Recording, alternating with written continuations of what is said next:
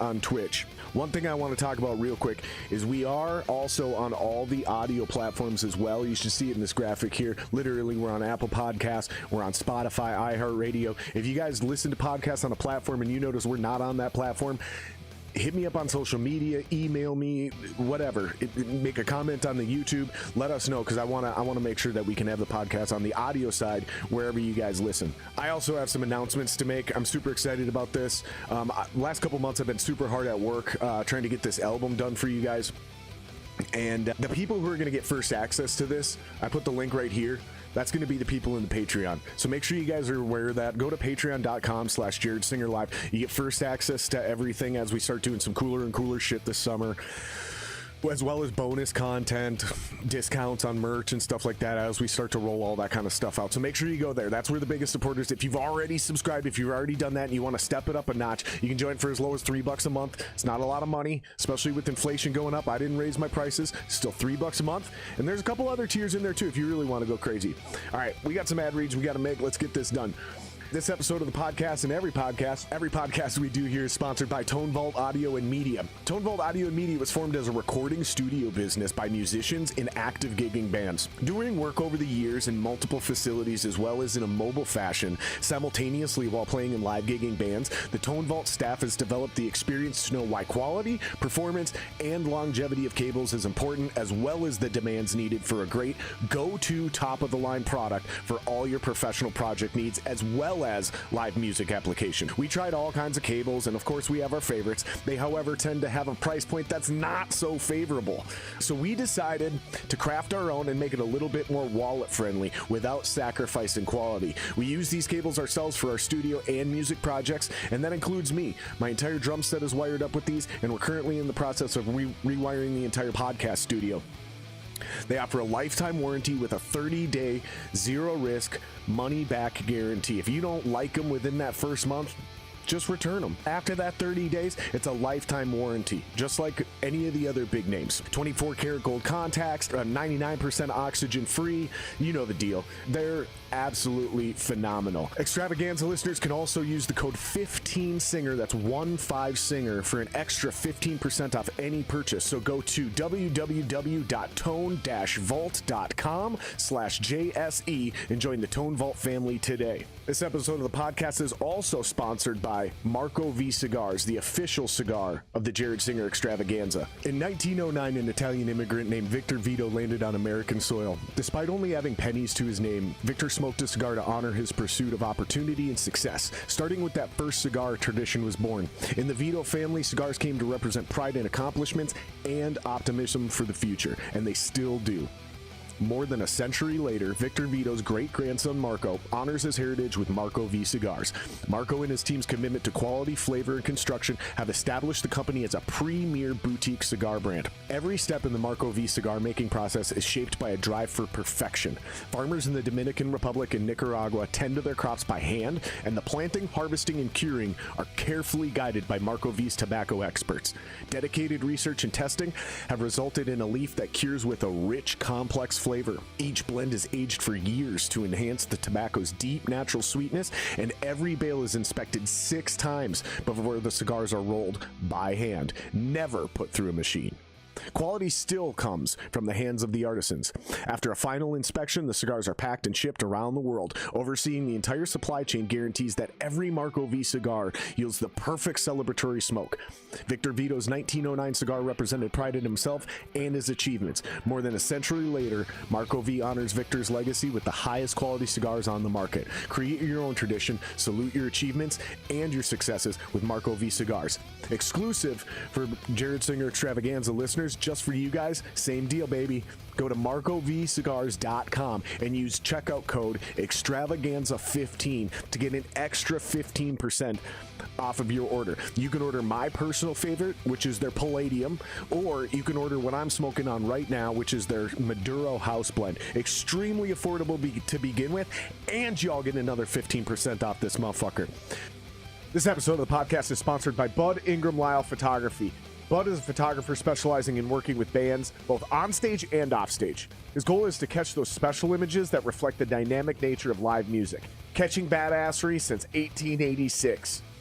He also does portrait work, of all kinds, photographing solo models or groups in his studio or on location. And yes, you can afford him. Okay, does all of my work.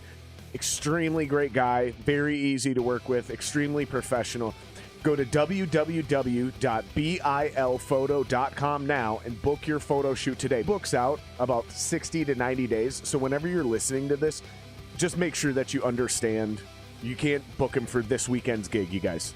This episode of the podcast is also sponsored by Shooter Lube. Yeah, baby, we're back. Shooter Lube's back, baby. Two-stage cleaning system, military-grade cleaning solvent. The new technology has you cleaning your gun better than ever. Our solvent is designed to penetrate deep into the metal, cleaning carbon buildup in less time than other leading solvents. The extreme weapons oil, that's the second stage. Standard gun lubricants and CLPs are outdated and a thing of the past, you guys. With the new cutting-edge technology, we're creating a new level of protection and lubricant. Unlike other gun oils that just sit there on the surface, extreme weapons oil penetrates deep into the pores of the metal.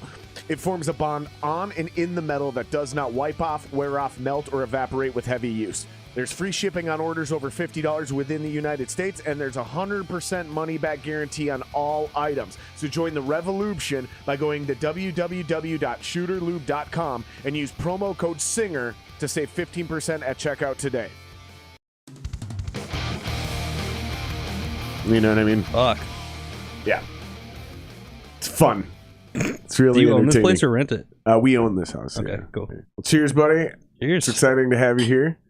Fucking Scotty, too hottie. You said people actually still call you that? Yeah, I get it pretty often, actually. So funny to me. Yeah. Yep, lots of beam me up jokes still. That's Scotty Too Hottie's from wrestling, though, right? From like WWE or what the fuck? Yeah, totally. Yep. God. I remember watching that when I was a kid. Did you hear about Vince McMahon? No. So he's straight up being accused of rape. Straight up rape. That's not good. Well, guess no big surprise. That's what I said. Sad. Here, pull that mic much closer to your face. Right in my face. Yeah, there you go. Oh, Cool. now it sounds sexy. You got them warm radio vibes. Yeah, dude, I think he did it. I totally think he did it. He just seems like the slime ball that would do that kind of shit and then pay to cover it up, settle, you know, like, oh, man. He's always seemed like a genuine sleazeball, and not because he's been playing the heel. Yeah, well, he's a total actor for, you know, like the shows and stuff. So, like, he comes off as like this bad boss guy. But I think he just is that person. He's like, I'll get in front of cameras. Yeah. He started getting all jacked doing steroids. Whew. Yeah, it's fucking crazy, man. So how'd you fucking get into a reggae band? I mean, you've always been down with different kind of music, but I wanted to ask you this, and I wanted to wait until we started the podcast. Yeah. So how'd you find this reggae band? Through Harmony Park connections. I've been playing shows out there with different bands for many years, and so I knew these guys. What's Harmony Park? Harmony Park is it's like a festival grounds. It's like near Albert Lee. Oh. Magical place. It's Definitely. a magical place. Straight up, dude. It's super, super cool. What the fuck does that mean? It's a magical It is, place. man. It's just special. So, love going over there. There's a couple festivals there every year. Magical. I'm not magical, man. I wouldn't say it if I didn't mean it. How's your night? Magical, Magical, bro. It's yeah. fucking It's kind of like magic, that. man. These headphones keep falling off. I'm gonna squeeze them on. Oh, there we go. Oh, cool. Woo. But yeah, so I met those guys through Harmony Park Connections. I was between bands, and it didn't take long before they called me when they found out that I was not in a band. So that was cool. They hit me up right away, and it's been like about 3 years. It was like right before the pandemic I started playing with those guys. and before the podcast, you were telling me like it actually took you like a little bit to kind of fake it until you actually kind of figured it out. Yeah, no, I love reggae. I've been a fan of it for a long, long time, and just never had a chance to be, playing reggae drums. So when I first started playing with them, I was able to learn the songs, but it sounds way different these days than it did when I first started with them because I didn't really have my groove figured out. What was tough about learning reggae versus other music for you as a drummer? Simpling it up, I mean, basically it's like no frills drumming. So I challenged myself to really find the pocket and sit in it and wait for the right time to do a fill. you Yeah. know. So lots of bands I played in, it's easy to just get away with throwing fills, you know, every 8 bars or 16 bars. But with this one, it has to be, you know, more well thought out. So, And you always wanted to be in a reggae band? it wasn't a goal of mine or anything, but Because kind of just landed in my lap. Unlike a lot of the drummers who've been on the podcast, you, as much as you like rock and metal, you aren't known as a metal drummer. No, I just get in where I fit in. I play with all sorts of different types. Well, you really blew my mind. One of the things I loved about you as a drummer is you were like, I've tried to drum with hip hop artists, and I just don't know how to sound good in that space. And man, I heard you jamming with, I think it was Anthony D or somebody way back in the day. And it was just like, oh, this is what a real drummer sounds like. Yeah, that's why I always laugh when people say I'm a good drummer. I was like, I'm dope, but I'm not actually good. Yeah. And there's a difference in those two statements, you know, like I know I'm good, but I'm not really good. Like, I'm not actually good because, like, I know what I'm not. Yeah, you know, for sure. But I hear a lot of funk and hip hop and pop guys say that shit about metal drummers too. They're like, "Oh, I couldn't even hang in that world," which is partially that's true. That's like a sport. It is kind of. Yeah, metal drumming is intense as can be, man. I'm too old for it now. Like, I saw Mark Barr the other day. Oh, and, yeah, me and him jammed some punk stuff a couple years back, and I remember I was sweating. You saw him? Dude. Yeah, dude, he came to my show last week. He's in town? Yeah, I don't know if he is still, but yeah. And he didn't even call me. Shoot. What a cunt. What a cunt. Woo. Yeah, no, he was. It was good to see him, man. He's doing good. So Mark, you cunt. Living in New York. If you're watching this, you fucking cunt. Dropping hard C-bombs. Fuck you, Mark. Whew. I love that guy. Yeah, no, he's great. Fuck you, it was Mark. good to see him. Fuck you, Mark. I love you. Yeah, it's yeah, he and Anthony were at the show. Anthony was doing that video promo. So real good to see those dudes. Thanks for the invite, boys. Appreciate y'all. Appreciate y'all. Whatever. You knew the show was going down. No, I didn't, dude. There's too many people, too many shows, too much going on. I gotta literally get a text message that day. And then I'm still like, fuck. Because then I gotta tell my wife, like, oh, I said I was going to this show and I forgot. And I'm just now remembering. So then I like scramble on a Friday or Saturday night to try to get to these shows. Yeah. That's why I always seem like I'm in a rush. It's because I like had to like get out of something, you know, and like hurry up. I really am kind of in a rush. It's like, fuck. Sucks, dude, because I'm just, it's not to sound pretentious like I'm so busy. It's just, I am fucking busy, dude. And I'm pretty good with my time, but I try to cram a lot in. Yeah. So even when I put shit on my calendar, sometimes I'll still forget. Like, I might even remember that morning. Yeah. Oh, that show's tonight. Yeah. And then by 2 p.m., I've completely forgotten. Yeah, I need reminders, too. Yep. If I don't have it on my calendar, it's going to get forgotten. Yeah. I do not know how you guys just sit here and drink whiskey. Like, my throat is burning so much. Ooh, well, you got something cool to... Oh, there you go. What, a Paradise Punch? Yeah, it's something surly. I don't know. I bought a sampler pack. Early Punch. Never heard of it. Oh, what kind of beer is it? It's just a tart ale, so it's got like weird fruity aftertastes. Yeah. Sometimes they're good, sometimes they're not. This one's okay, I guess. I don't know. Yeah, I'm not a beer drinker at all, so yeah. I don't know how you guys do that shit, dude. Well, it's delicious.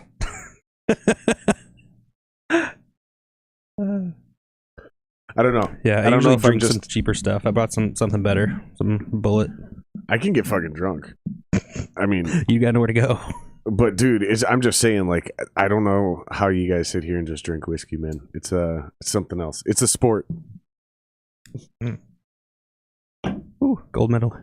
Gold medal sport. It fucking is, man. I think it is. I think it's at the top of the drinking platform. Oh, jeez.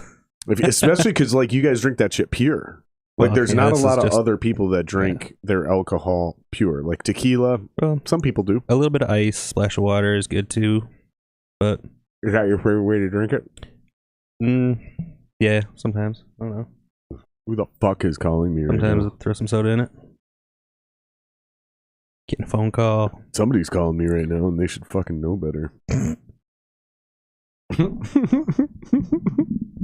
It's probably a scam anyways. So what else you been up to, man? Yeah, doing lots of shows with this band, traveling a bit, getting around. So it's been fun. Expensive, you know, being in the car all the time. Yeah. Just had to fix my car too. Yeah, brought it around last weekend and $1,000 almost worth of work had to get done. That was fun. I always forget about the travel expenses. Yeah, That's how long it's been since I've been actually truly active. Yeah. The travel expenses, gas, man. You guys are doing. I looked at your website briefly. I just wanted to make sure you had one for the link that I was putting in. Mm-hmm.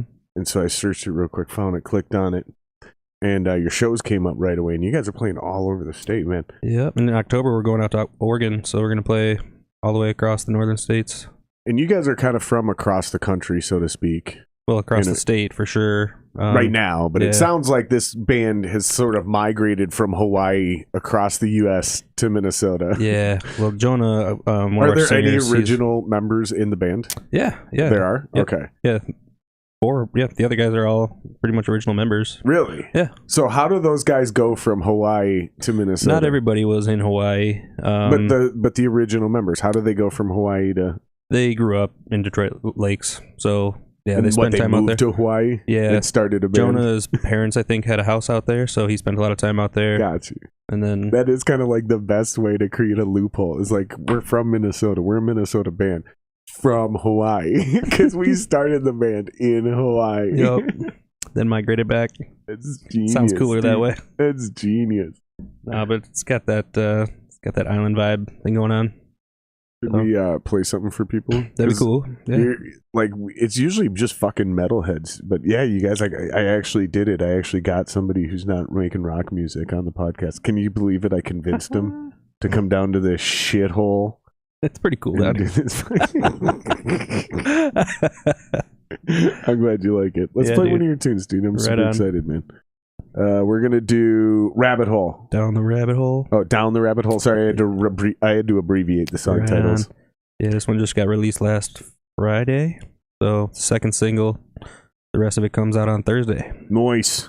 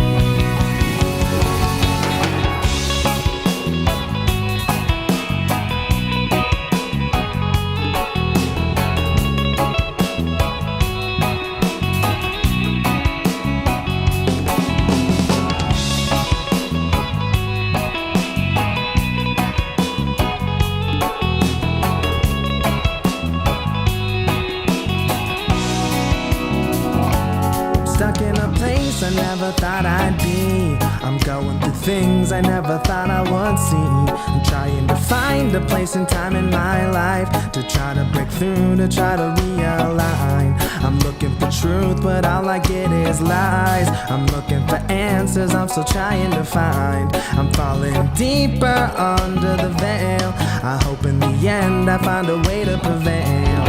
I'm going down, down, down, down, down the rabbit hole.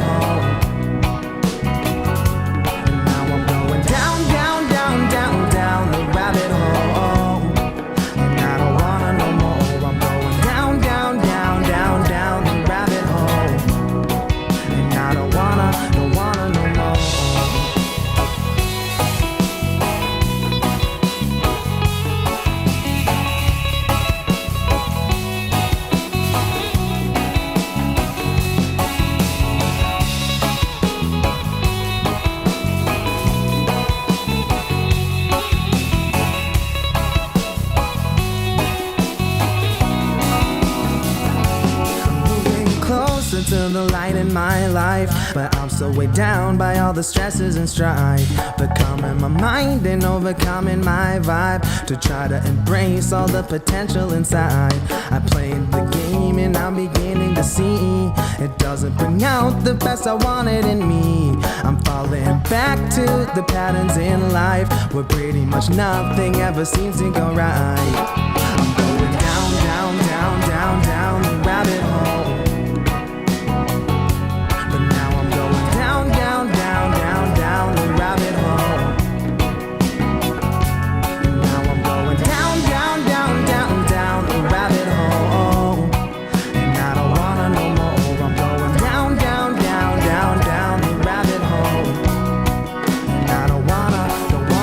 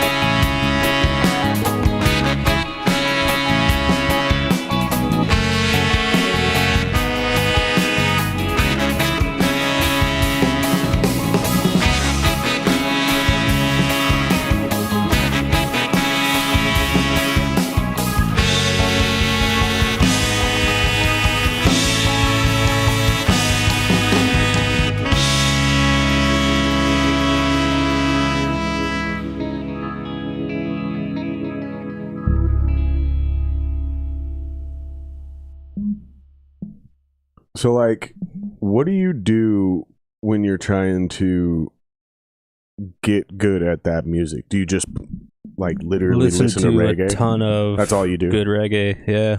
It's just that simple? Yeah, I mean, that's always kind of been my way to learn is through listening. So, like, when I join a new band, I get, like, super repetitive in their catalog and just remember the songs.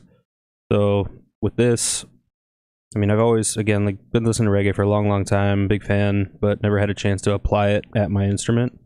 So it took, I'd say, it was solid like 3 months or more before I felt like I was actually fitting in with this band. Yeah. Yeah, I was just getting back there and playing these shows, and I'm like, okay, I know the songs, but am I playing the right grooves? And so, like, what's different between reggae and, like, say, hip-hop when you were drumming for some of those hip-hop deals? I mean, they're similar in, I guess, just the way that, like, I don't know, I'm mostly following the bass lines. But what's different? A whole hell of a lot more rim shots. Yeah? Yeah, I play a lot of rim shots in this band. Or like cross stick, you know? My setup is different. With each band I play with, I usually like kind of recreate my drum kit to suit it properly. Yeah. And so this drum kit is really small. Like, I use a 16-inch kick drum and a floor tom and then just a snare and a timbale and just, you know, 2 crashes, hats, and a ride. So it's really tiny. I actually did it on purpose so that I could eliminate, you know, like unnecessary tom fills and stuff like that. Because if I have the instruments in front of me, I'm going to get after them. So I decided to strip it down and, you know, only have what I need. So how many toms do you have? Just the floor tom. And Just then I have a the timbale, which is like in the position where a first tom would be. Yeah. So just like your kit, but remove the first tom out and put a timbale there. Right. Yeah. Interesting. Yeah. No, but I dig it. It's really portable. So you mentioned the hardest part was just learning how to just like simplify, almost oversimplify your drums. Yep. Yeah. That was my intention. Just I wanted to be able to make sure that there was, you know, that I was supporting the vocals and, you know. Okay, so is what I'm trying to wrap my head around is like, what's the difference between that and hip hop versus like, it's easy to think as a metal drummer or a hard rock drummer, like what that sounds like. But as somebody who's not really proficient in doing specifically live, I think nowadays they call them boom bap. Sure. Have you heard this term? Sure. Do you know what I'm talking about? I don't know a lot about that side of music because I'm not that interested in it, but there's some of it that I like and respect. So I do listen to it. I do follow it, and I do kind of like catch some of the lingo, so to speak. But yeah, I guess like basically what we're kind of talking about is like this kind of music that's still using acoustic drums. Mm-hmm. It's like kind of unique and kind of niche now. Yeah. And boom bap is what they call it in hip hop. I don't really understand what you're talking about, the difference though between those two. Well, like, so for when I play in hip hop bands, I'm basically playing along to a backtrack, you know, and so there's already a kick and a snare pattern. I'm having to listen to that and just recreate it live. They haven't got it sucked out of the the performance track, so it's me playing along to program beat. And so, but it's similar also because like with this band and with a lot of the bands I've been in most recently, playing to a click live anyway. So coming from playing in hip hop where everything was quantized and totally to a click, it's the same in that way. Like always consistent tempos from night to night. I love that about playing with this group. Actually, everything has got its tempo. And so you set a click and then you play to it? Yeah. Every night? Yeah, but it sits on my hi-hat stand. And you like that? Yeah. Interesting. Dude, well, so many years and so many interactions with musicians who want to tell me if I'm going too fast or too slow. I was just so tired of that. So I've been playing to a click for a long time now. And it's, we get into a rehearsal room and we all decide what the tempo is. And I write it down and that's the tempo until we decide different.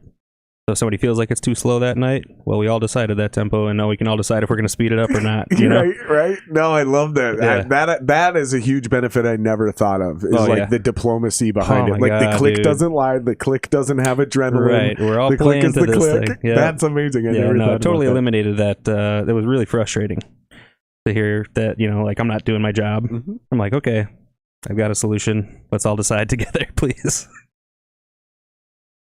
Yeah, I was always so assertive and I only played drums seriously where I was like a full-fledged member and had a voice in one band. And that was the Tyrants. Yeah. So I was just very assertive and a complete asshole about that. I was like, fuck you, buddy. Don't ever fucking tell me I'm not doing my job, right? Yeah. But like when I was doing jobber shit, luckily, and I think it was being around guys like you, Jake Muley, Joe Engel, fucking Pat Ruland, and all the other drummers I've had on the podcast. These are just people kind of in our circle. From you had Jake and Joe on? Jake hasn't been on. Joe hasn't been on. Okay. That's why I said these are people from you and my circle. Yeah. For the listeners and viewers, they don't know who we're talking about because they haven't been on the podcast yet. Mm-hmm. But then there are the litany of drummers we have had on the podcast, the Gensmers and all those guys. But yeah, just being around those guys, including you, I think it just like I knew what the standard actually was. Because working with you guys, just truly great drummers on a daily basis. And I'm like this amateur, just like slowly getting better at my instrument. And I'm only a good drummer in that band. Yeah. Like, that's the truth. Like, I kind of like learned how to play drums for that band. Okay. I kind of like developed a style for that band. And that's where I'm like really, that's where I impress people. Is that shit. You know what I mean? That's when people are like, wow, that dude's really good. It's like no one, people are like, oh, you're pretty good. And everything else, it's like South Park character. Oh, you're pretty good. You know? Everywhere else, it's just pretty good. Yeah. You know what I mean? So I don't really actually know how to do it, but I feel like it was just being around you guys as I was doing the deal. So my meter got really solid. Yeah. I mean, I do put you in those same categories as those guys. Who was that other guy we worked with? He was in Ops and he was Jason Sweet. Was it Jason? No. I mean, he was one of the drummers. Yeah, he's a pro. He plays with GB Layton. That doesn't surprise me. He was really good. But no. The other guy in Ops who was secretly like the best drummer in the building. No one knew it. He looked like a metalhead, Derek? but he loved pop music. God, you might not have even been there. Yeah, I don't recall. Because you came in just after me. And he wasn't there for long. He was so good. He was hands down the best drummer in the building, which that was saying a lot. Yeah, because there's a lot of drummers when we were working there. No one knew it. And he looked like a metalhead, but he loved pop music, like straight up Taylor Swift, fucking Beyonce, Madonna. Yeah. Nah, I must not know who you're talking about. This doesn't ring a bell. But Jason's playing for GB Layton. Yeah, good for him. Yeah, he gets around. That's a paid gig. Yeah, good for no him. doubt. Yep, and he's got this other thing, the Thrillbillies, I think. The Thrillbillies? Yeah. What a great name. Right? Shout out to Jason Sweet. I'll have you on the podcast just based on that fucking name alone. And I love Jason because he would give me shit about me having a patchy beard back in the day. Ooh. He just called me out and I'm like, yeah, you're totally right. It is patchy. Like, I love dudes that'll bust balls like you're that. rocking it shamelessly still.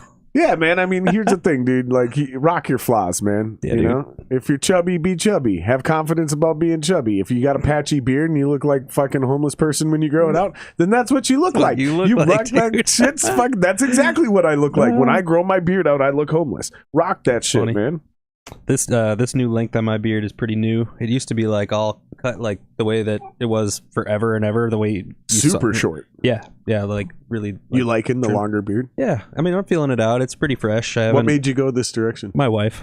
She wanted a longer beard? No, dude, but like when she brought it up, I was like, no, you're right. I do cut my beard the same way that I did 10 years ago. In the and- 90s. Right, dude. Like from when I could first grow one. So I'm like, all right, you're not that kid anymore. Like, all right, change your look. Be the 35-year-old Scott now. You look great, by the way. Thanks, bro. You do. You look great. Likewise. You don't really look like you've aged much. Well, thank you.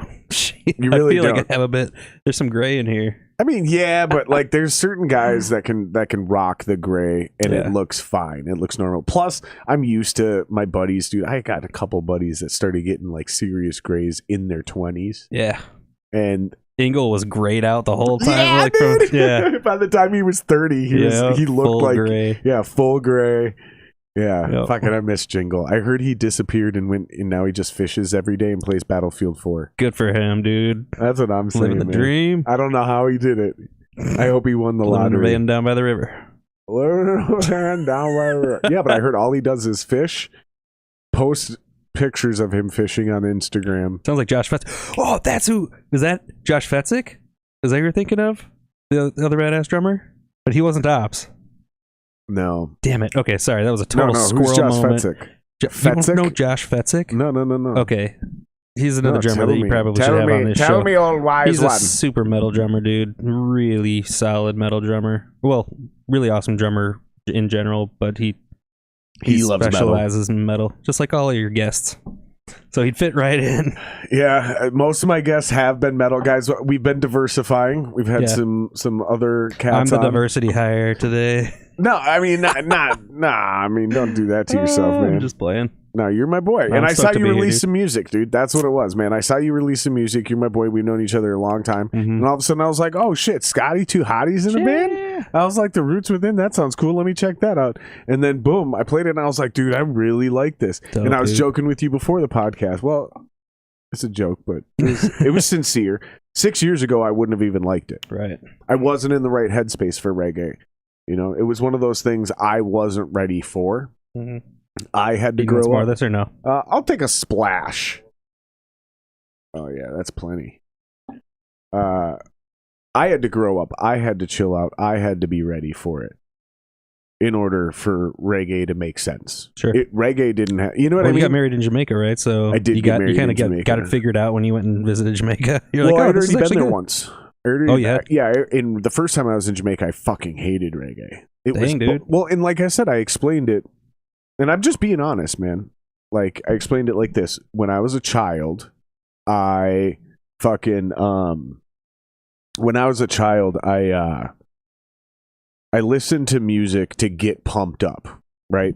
Whereas now, Like for sports or something, or like just in general, like just like start your day. Like yeah, here start we my go. exactly like start my day. Fucking let's kick some ass. Fucking yeah, for sports, let's fucking go. Yeah. For I gotta clean the house. This sucks. Let's listen to some fucking Yeah, that let's does help. kick ass music. You know, I'm 18 and I have a shitty job. Let me listen to some dope ass music to keep me Get some fired up. Pantera going. So yeah, I got. Then it was sales, right? Then well, I gotta fucking be in a like let's energy. Like we gotta be like excited. Like let's Yeah. listen to some kick ass Yeah. music. And now I'm old enough and mature enough to where there's moments where I listen to music to relax Nice. and mellow out, right? So Graduated.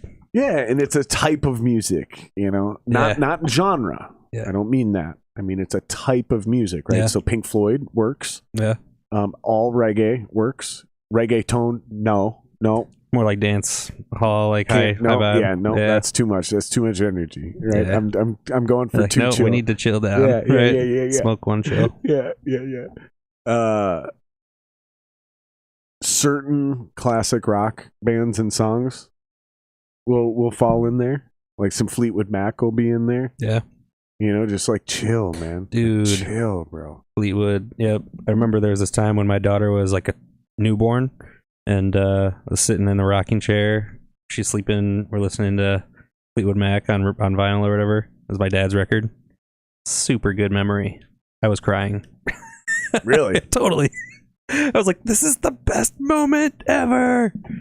Holding my little baby girl, listening to Fleetwood Mac. I was like, you're going to get to listen to lots of good music. I was like thinking about like how she's going to grow up and stuff. Yeah. And now she's going to be 6 in 2 weeks. And it's been fun, man. She always wants to listen to music. She's got a playlist on my my Apple Music. It's like 2 hours long now. We just keep adding cool stuff to it. And like, Dude. she wants to listen to it all the time. You know what you got to do is, I wish I remember who this was and what podcast it was on specifically. I've heard a few people say something very similar, but the specific person and I should remember because it was somebody I really like and respect musically, like a James Hetfield or a Henry Rollins. And I might be blending. Dude, I was rocking Rollins the other day in the car. I might be blending both of these people into one story as well. I don't fucking remember. But basically, they were talking about how they have their kids, like their kids will hear a song on iTunes. And then they'll be like, oh, or on a video game or in a movie or whatever. And they're like, oh, that's interesting. And then they'll run into their dad's room where they have this elaborate vinyl collection. And they'll find that song on vinyl. And they'll put it on the record player. And they'll listen to it in like really high quality headphones.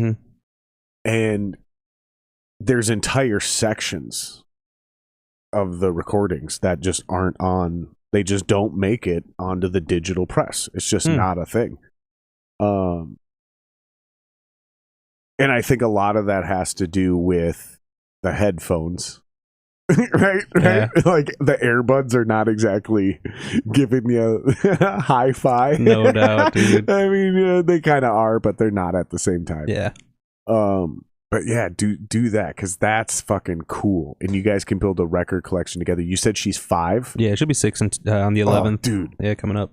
Dude, yeah, So, dude. yeah, Start it's a been vinyl fun, collection man. with her, dude. Yeah, me and my wife have a pretty good little selection. So every once in a while, she gets into it and pulls something out. But yeah, mostly she knows. Let's start one with her. Yeah. No, but she knows the password to my computer, which is trouble. She's always getting in and starting up the music like Your early on the password is weekend. trouble. No. Yes. Yeah, dude. TRO. No, just kidding. So yeah, but she's always getting in there like on the weekends, whatever. Open up Apple Music and play her playlist on shuffle. It's fun, man. So were you guys planning for kids, or did it just sort of happen? Yeah, no, we knew we wanted one, but one and done. Seems like that's the new dude. the new trend. Just one Yeah. and done. Me and my wife are trying to have kids.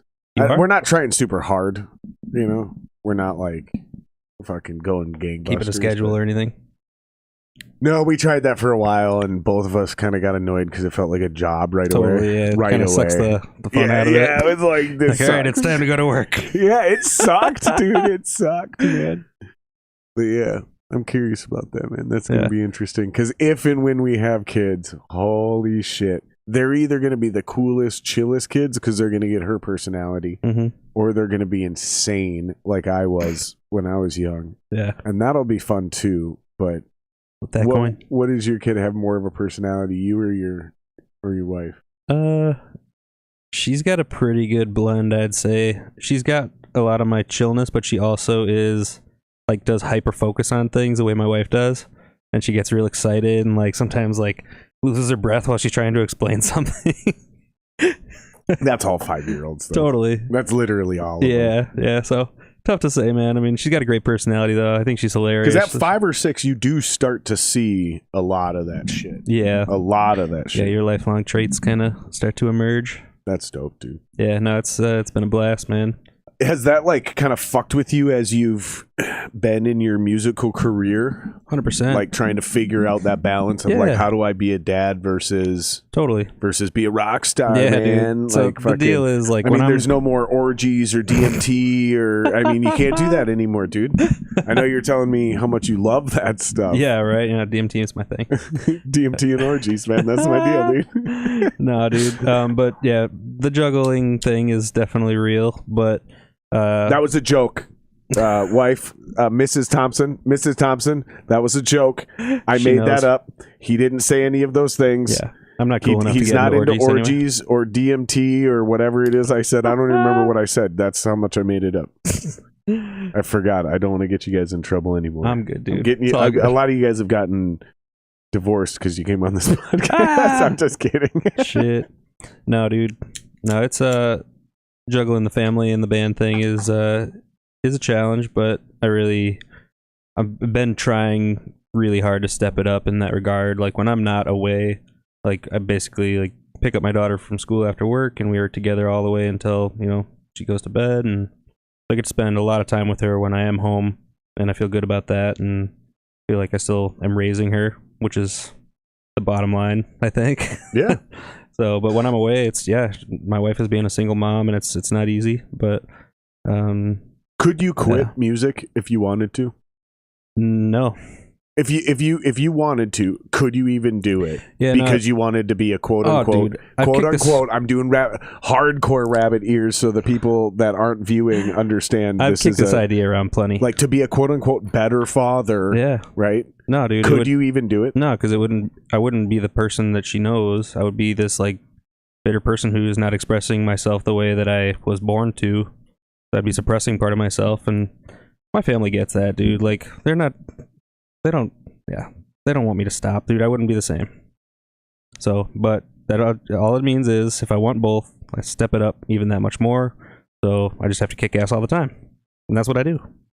Fucking dope, dude. So why do you do music? Like, why is it that important to you? Yeah, dude. Because first, in order to answer this question honestly, in an authentic way that doesn't sound cliche, first I need us to both admit, and I kind of make everybody do this now. All musicians are kind of needy in some way, shape, or form. We're a little needy and we're a little emotionally fucked up. That's because a nice way to say it. Because it's a nice way to say it. Selfish is the word that selfish, gets kicked around. Needy, I think. Yep, needy, selfish, insecure. We need some sort of validation. All of these things. So why do it at all? Like you see what I'm getting. It's a good question, and I have a good answer for you because I've been kicking this around since the new year. I was having a conversation after a show with my bandmate up in Grand Marais, and I was telling him how much, you know, performing is really fulfilling. I get a great amount of joy out of it,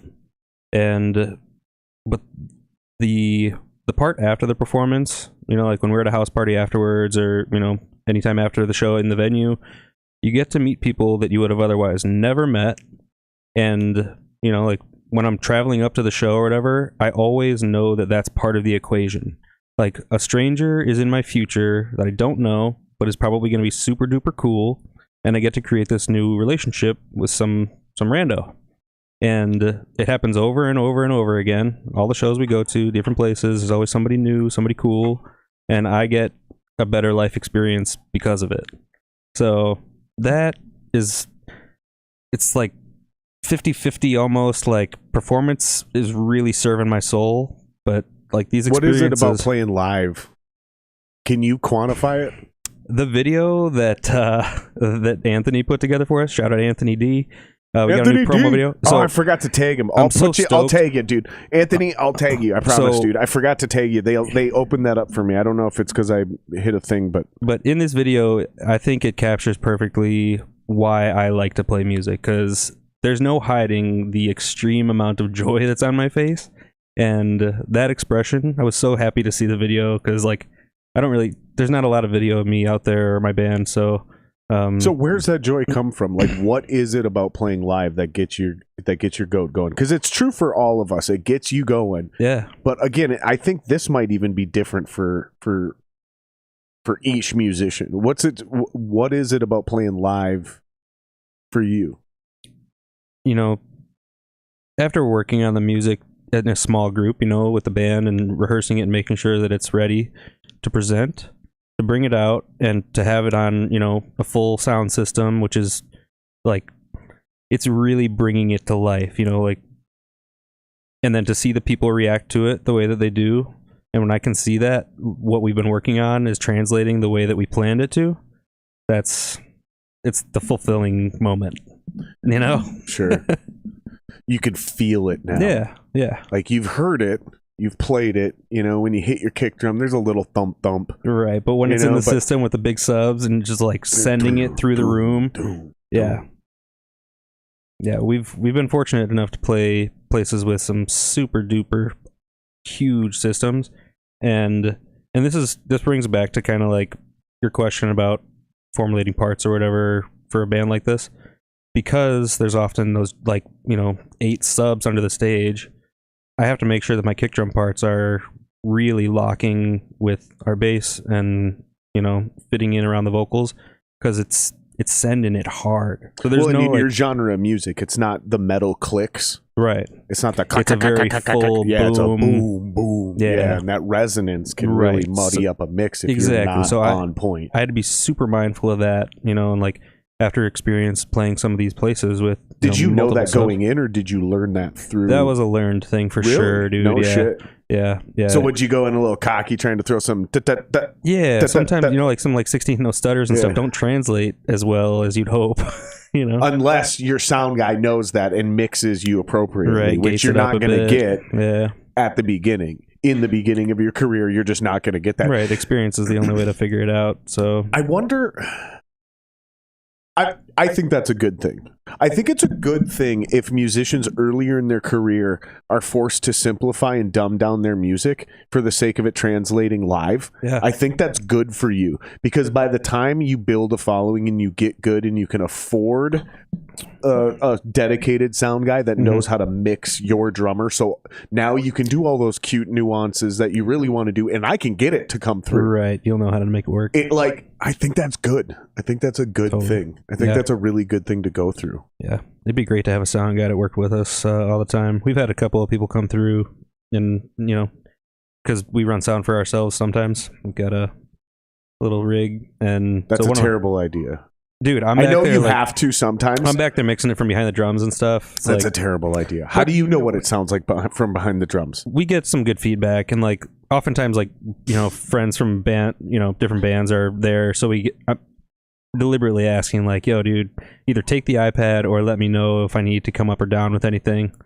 And that's a terrible idea. That is so risky. Make it work, it is though, so man. Risky, dude. You guys got balls of steel, man. That's like some punk rock playing shit. Bar shows. That's though, that's like some punk rock shit, though, dude. Like, let the crowd mix us. The vocals are too quiet. Right. Turn them up. Oh no, you don't just ask random Joe Schmo, dude. I'm like, okay, is there a musician here, please? But oftentimes it's a homie or whatever. Shout out Dan Thornby. Oh man, always rocking the iPad when he comes around, even when he didn't ask to. I'm like, oh, dude, you're here? Thank you. So, what were your...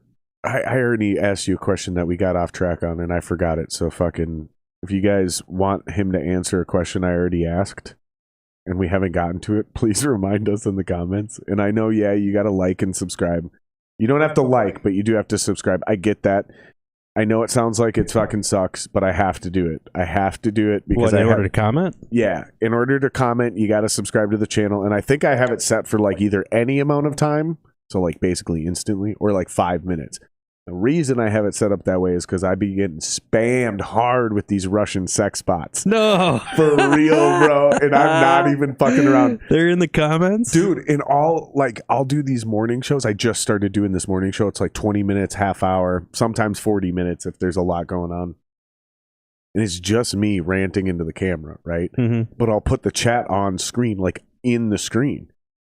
We've experimented with it on the podcast as well.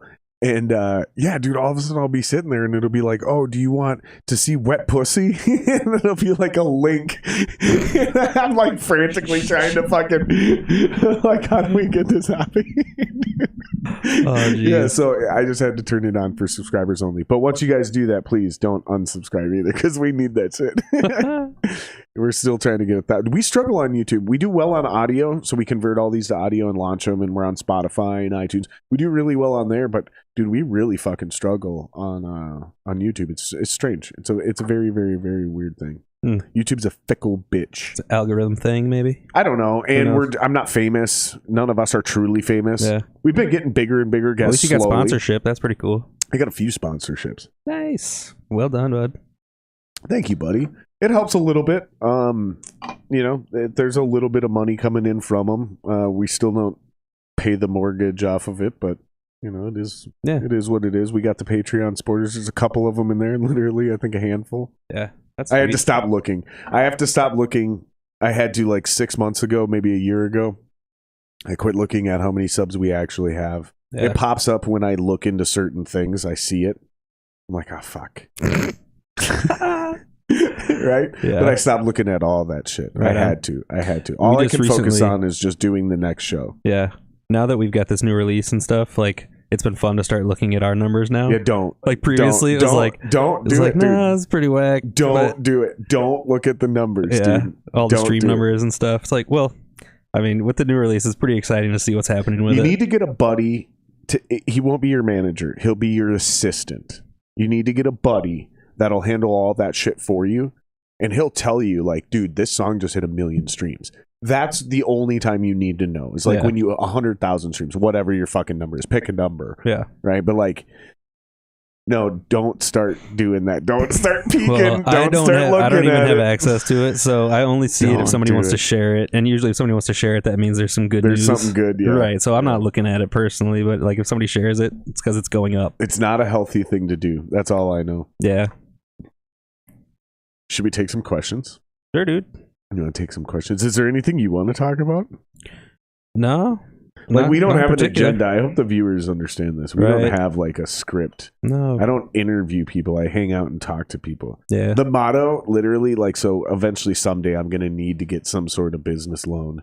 At some point it happens. It's inevitable, right? Like, yeah. Maybe we want to build our own studio. Mm-hmm. Got to get a loan for a build out, whatever. You got enough land back there, man. You could do a little like shed studio back thing. Here. Yeah, you're fucking high. No, you're actually not. But I want to. We wanted to do almost exactly that back there. We wanted to build like a nice ass 3-stall garage, and then above that put a quote unquote mother-in-law apartment. Okay. So we had plumbing and electricity and everything because we wanted to do the podcast up there.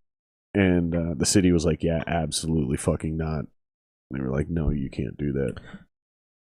Something about the hours spent in there, like the time we're in there, the amount of time we're in there constitutes it as like a commercial space. And because it's too far away from the public plumbing, so it's too far away from the street. Mm-hmm. If there was a fire, they can't get the fire trucks to us and we would all die. That's basically what the city said. Gotta love it. You gotta love it. What were we doing? We're going to take questions. Yeah. All right. There's a few people watching right now. There's a handful of people. Throw in some questions, guys. I think that worked. Didn't it work? What the fuck is going on with our chat, man? Our chat sucks. We could rock that video too if we want to wait for some questions to roll in. We can do that. Dude, my chat sucks. My chat's all fucked up. Yeah, drop in your questions. You know what else is fucked up? My fucking mic stand. Yeah, it's a little Join floppy. the Patreon so I can buy a new mic. Patreon mic stand. Patreon.com/Jared Singer Live. Patreon.micstand. Patreon.com/Jared Singer's mic stand. Oh, no, it's Patreon.com/Jared Singer Live. Don't step on my fucking touchdown call.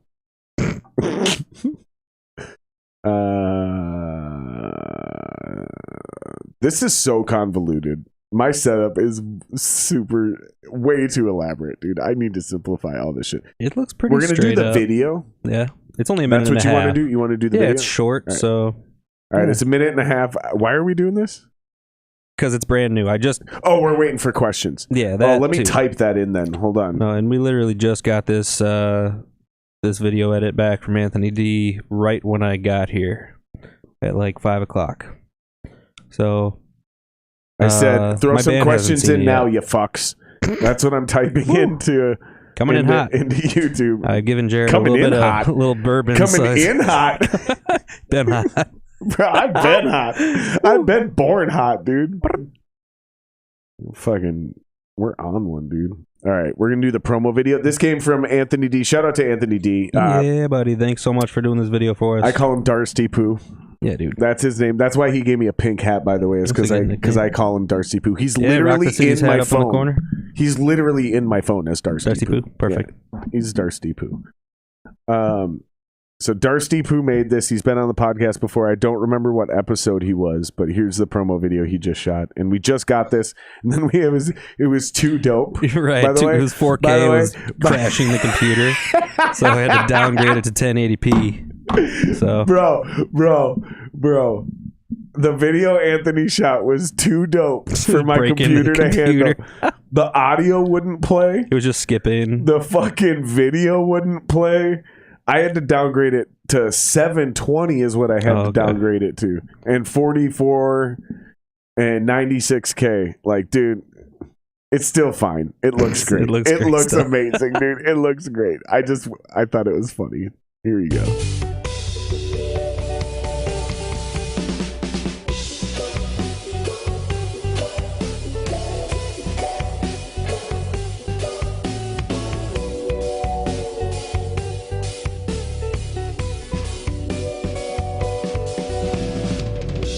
Looking back on where the year has gone and how these things have come to be.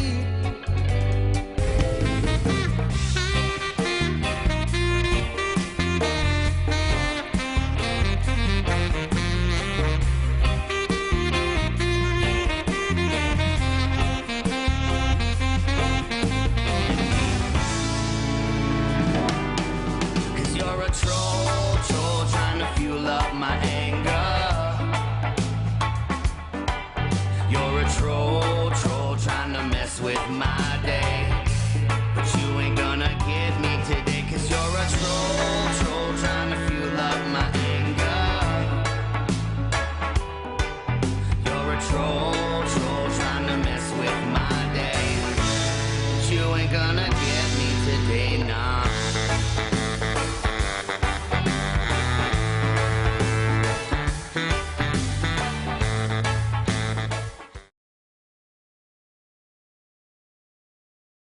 Yeah, nice work, shit. Anthony.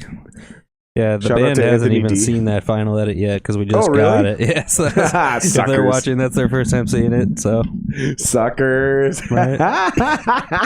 That's hilarious, dude. Do you guys ever get any shit about like cultural appropriation or any of that shit? nah, not me Bunch of personally white at people all. making reggae. There's definitely that's a thing. I mean, It's actually not a thing in Jamaica. no. But I want you to explain what I you haven't mean by personally come up against it. I haven't had any personal experience with that. Some of the bandmates have, but yeah, I can't really speak to it. because Jamaicans don't look at it that way. Real Jamaicans in Jamaica love it. Yeah, They're like, there's people in the other parts of the world that they have full internet access now, by the way. Like, they were a third world country until like 2008-ish. Like, for real, dude. Like, it was a different world. It really was. Like, it was like you went back in time when you went to Jamaica for the longest time. So just in the last 15 years, now they have full internet access. Everybody's got a smartphone. Like, it's normal. I didn't realize it was like that. When they realized how much of their culture had been appreciated across the globe, like, they're all super into it. They're like, that's awesome. Chet Hanks. Have you heard about this? No. Tom Hanks' son. Oh, sure. Yeah. You know from the douchebag? Orange County. You know the douchebag rapper? What? He's a rapper? Oh, he's like the worst. He's like, white boy summer. The dude from Orange County with Jack Black, right? That's Tom Hanks' son. Oh, no. That movie, Orange County? I think you're thinking of the good one. Colin Hanks? Or Colin something like Hanks. that? There's a No, I'm different talking one? about the other one. There's another Hanks kid. He's like the bastard child of Tom Hanks. He's a rapper. Oh, he's God. a white rapper, and he's like, no one can stand him, right? Yeah. Like, everybody just thinks he's a total tool Never bag. heard of him. Okay, well, check this out. So he's obsessed with reggae and all of that shit, right? So you remember Snow? Informer. Oh, sure. Yeah. Okay, that dude was raised in Jamaica. Okay. Okay. Chet Hanks obviously was not. But he went like some version between that and reggae. And everybody who's not from Jamaica is fucking roasting this guy. Like, they're eating him alive. Yeah. However, no Jamaicans are like upset about it. None of them think it's silly or dumb. None of them are making fun of him. They think it's cool. They're like, that's awesome. He loves our shit and he's doing our shit. Yeah. Like, it's very strange to me. Again, because this is something we notice a lot, right? Like, and it's very, very, very rarely the actual people that are complaining about it. It's usually somebody complaining on their behalf. Sure. And I just wonder, like, how much of that's actually authentic versus, you know, online troll farms or whatever the fuck. Yeah. Oh, dude, we got the song "Hugging Trees" is straight up about online or like trolls. Really? Yeah. Okay, I'm listening. Yep. I mean, Tyler wrote Tell it. me. Yeah, it's like I think it's like second or third coming up on the album in the list. Well, tell me about it, because like obviously you didn't write the song. No, it's not my words or anything. But you've obviously been told the story. So what? Yeah. In your best ability, in your storytelling ways. Let me try and think. Maybe we should play it just because I'd have to load it up, which I can do, but I'm not going to be able to do right this second. Yeah, right on. But no, it's basically just calling out the trolls. Tyler kind of gets into it sometimes with the online trolls. So he wrote a song about it, and he's really excited for it to actually release on Thursday because he can now drop it in the comments for these people. So what, is he a tree hugger? I mean, I don't know. I honestly don't know why the song is called "Hugging Trees." Or is he making fun of tree huggers? There's a part in the lyrics that says you're out there hugging trees or something like that. But I don't know. We should load it up.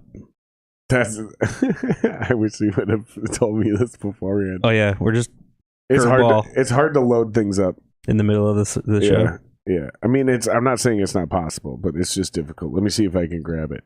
If you did it, it would be the first time anybody's heard it. Yeah, because it's not one of the singles. It comes out on Thursday. Hope my band would forgive me if we play it. Dude, no one gives a shit, dude. Stop. Fuck them. I said that before we started the podcast. I was like, fuck them. We'll play it. So if you guys can't blame him, I bullied him into this. Yeah, dude. This is all 100% my fault. I think I can get this, but I'm going to have to do this in a roundabout way. Yeah, I can definitely do this. But this Did any questions come in while you're working on it? Let me see. Because from what I can tell, absolutely zero comments have come in. You fuckers. Nice. You guys are sitting here watching the podcast, but you can't throw in any questions. We're sitting here drinking whiskey, hanging out, just waiting for questions.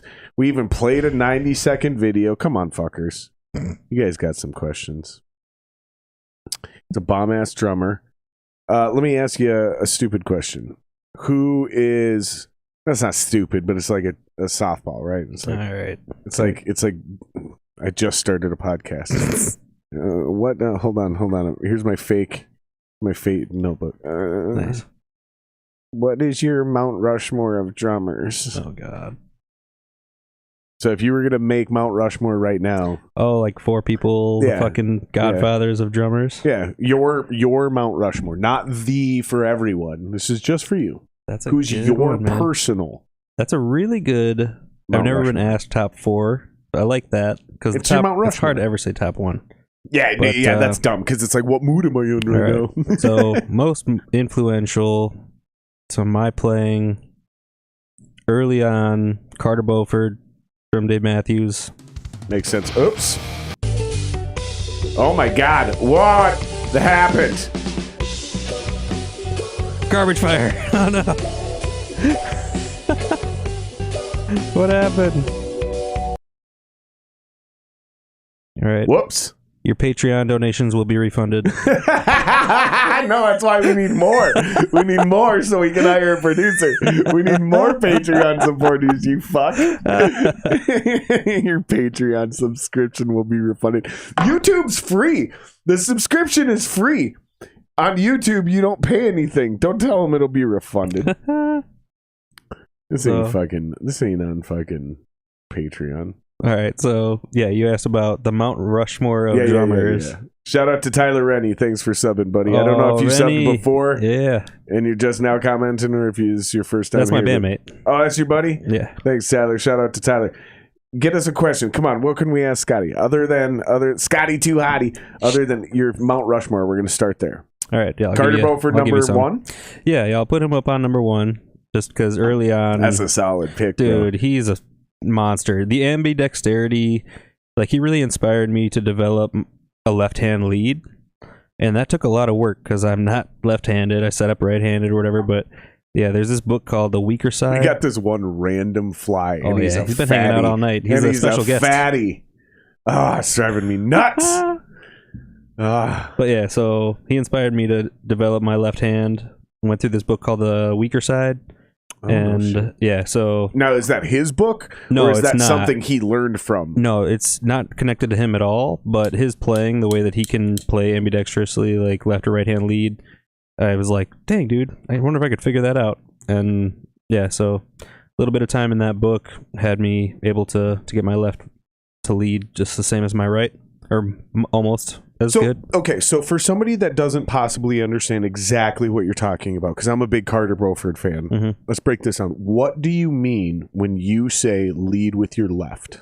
So most right-handed drummers will play their right hand over their left on the hi-hat, or right hand on the ride, always leading with the right hand.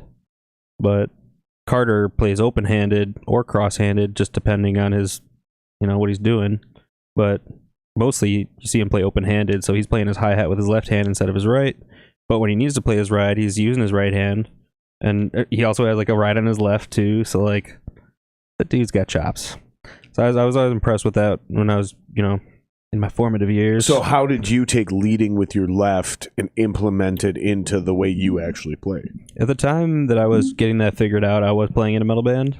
So it really helped, like, with some of the double bass stuff. Like, I could still like play, open hi-hat with my left hand and get both pedals going, and still like do like cymbal embellishments with my right hand or tom things. So freeing up this hand to color up the whole drum set while I'm just keeping time in my left hand is a huge advantage. Is it still a big advantage for you now? Yeah.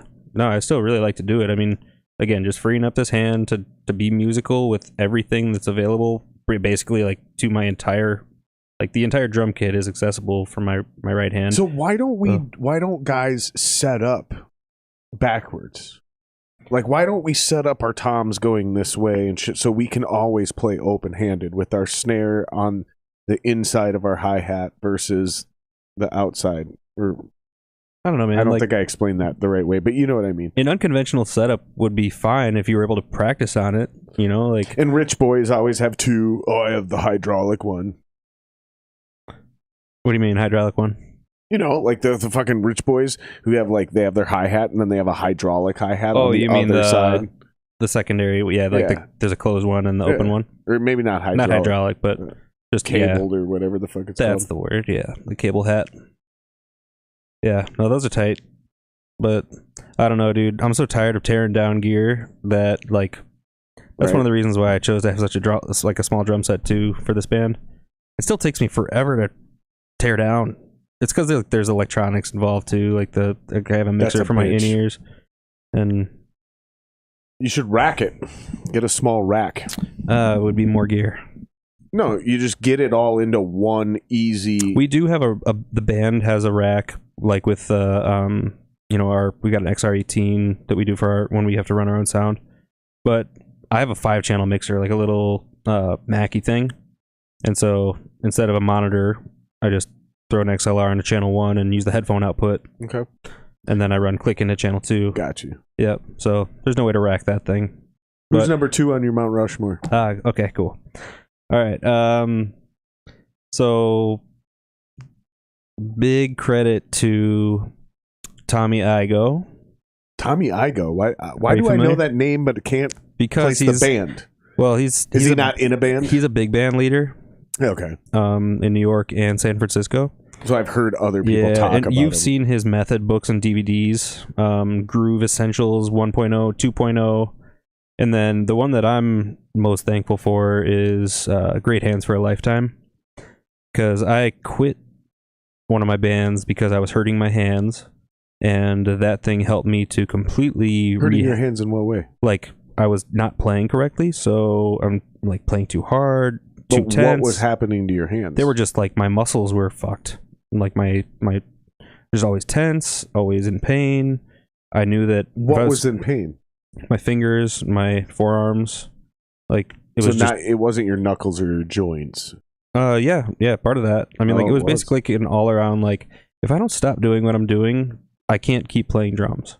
So it wasn't a soreness because you were like working out and building muscles. It was damage. It was from performance and rehearsals. Stress and damage. No, it was improper technique is what I boil it down to. Well, no, I understand that part, but it's what I'm saying is like the feeling you were feeling, whatever set you down that rabbit hole. It's like everything hurts when you're repairing or building or fixing something. Like same thing when you work out, your muscles get sore, right? That for sure. Right, that's what I'm getting at. So it definitely wasn't soreness. No, dude, I've been playing for so long. It's not like I was building new muscles. How did you develop such bad habits all of a sudden? I don't know exactly. I mean, like, I can't explain that. I mean, it's just a lifetime of like getting comfortable playing a certain way and then finding that it's not good for me because it's making me feel pain. So this guy's book helped you. Yeah, well, it was a DVD. It's called Great Hands for a Lifetime. My wife has seen me sit at it for hours and hours on end for months and months and months. Really? Oh yeah, dude. I got into that thing hard, and like there's like a beginner, intermediate, expert, like levels. And so like I've been shedding that expert thing for like years now, and it's gold. Really? It's absolute gold, dude. Really? Oh yeah. No, dude, like the way that he delivers the information in that DVD was just perfect. It's grade A educator. So Tommy Igoe is on the mountain. He's number 3. Who's number 3? All right. We do got a couple questions finally. So once we finish up this Mount Rushmore, we can bring it back around because I need to think about it. I'm not too sure. I've got a couple that come to mind, but all right, we can bring it back around. All right. So Tyler asks, well, how'd you first get into drumming? I mean, that'll come over time. That's too softball. What are a few favorite songs, drum wise? That's an interesting question. Yeah, exactly. That's a really I'll answer good question. both questions with one answer. So, when I was a kid, like 9 years old, 10 years old, my dad had the Cream record, Wheels of Steel, or Wheels of Fire, I think. One of those.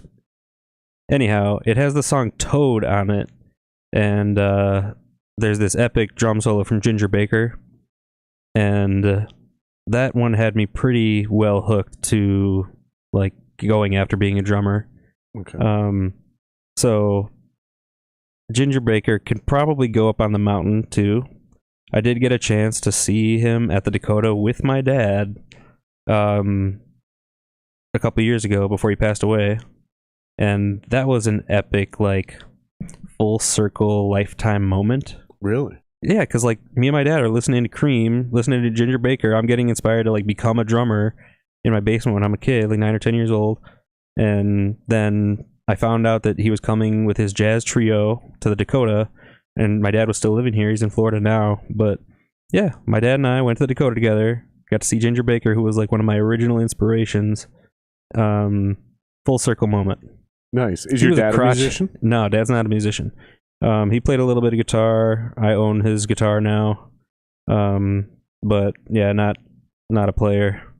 Big music fan though. Three Dog Night was like his first concert. Interesting. Remember he tells that story every once in a while. It's kind of cool. That's pretty cool. Yeah. You think you're number 3 for your Mount Rushmore?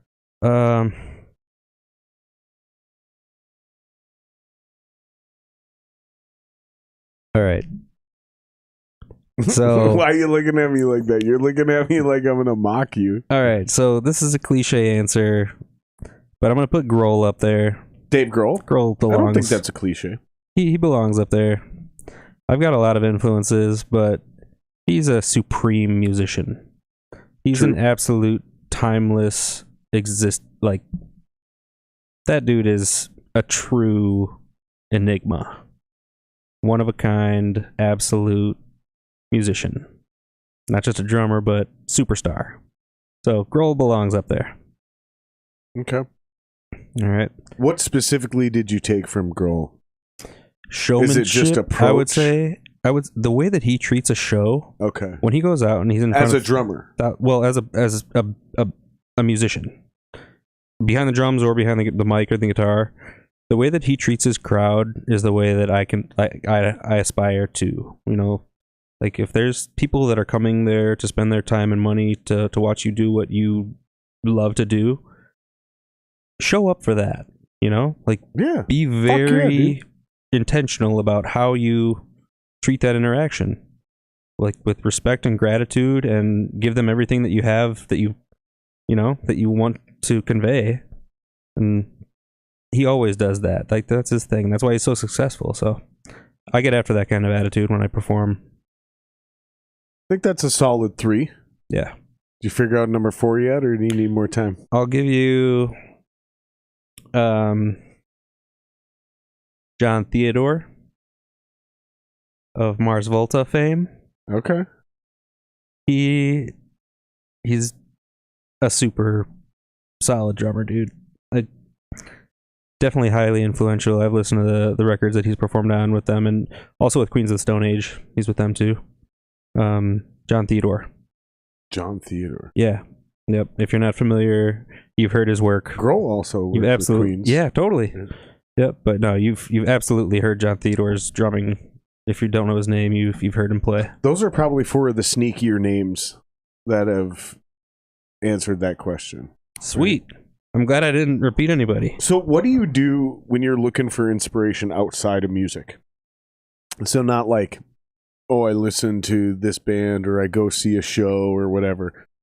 Like, is there anything you do outside of music that you specifically do that inspires you to get back at the instrument?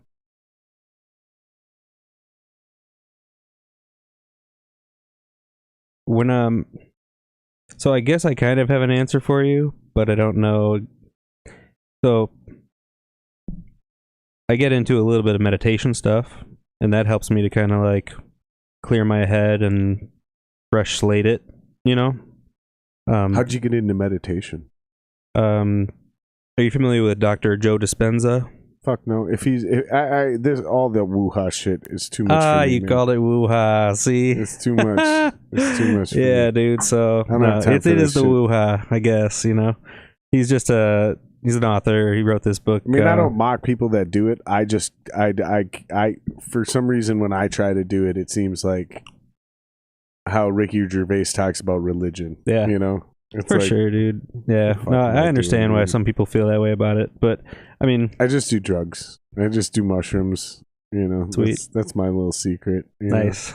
I ain't got time to meditate for 8-12 hours to get there. Yeah. I got Nah, 4 dude. hours. It's a whole discipline. Give me some but mushies. Let's I go haven't, deep. honestly, I haven't been focusing on it as much as I did during the pandemic.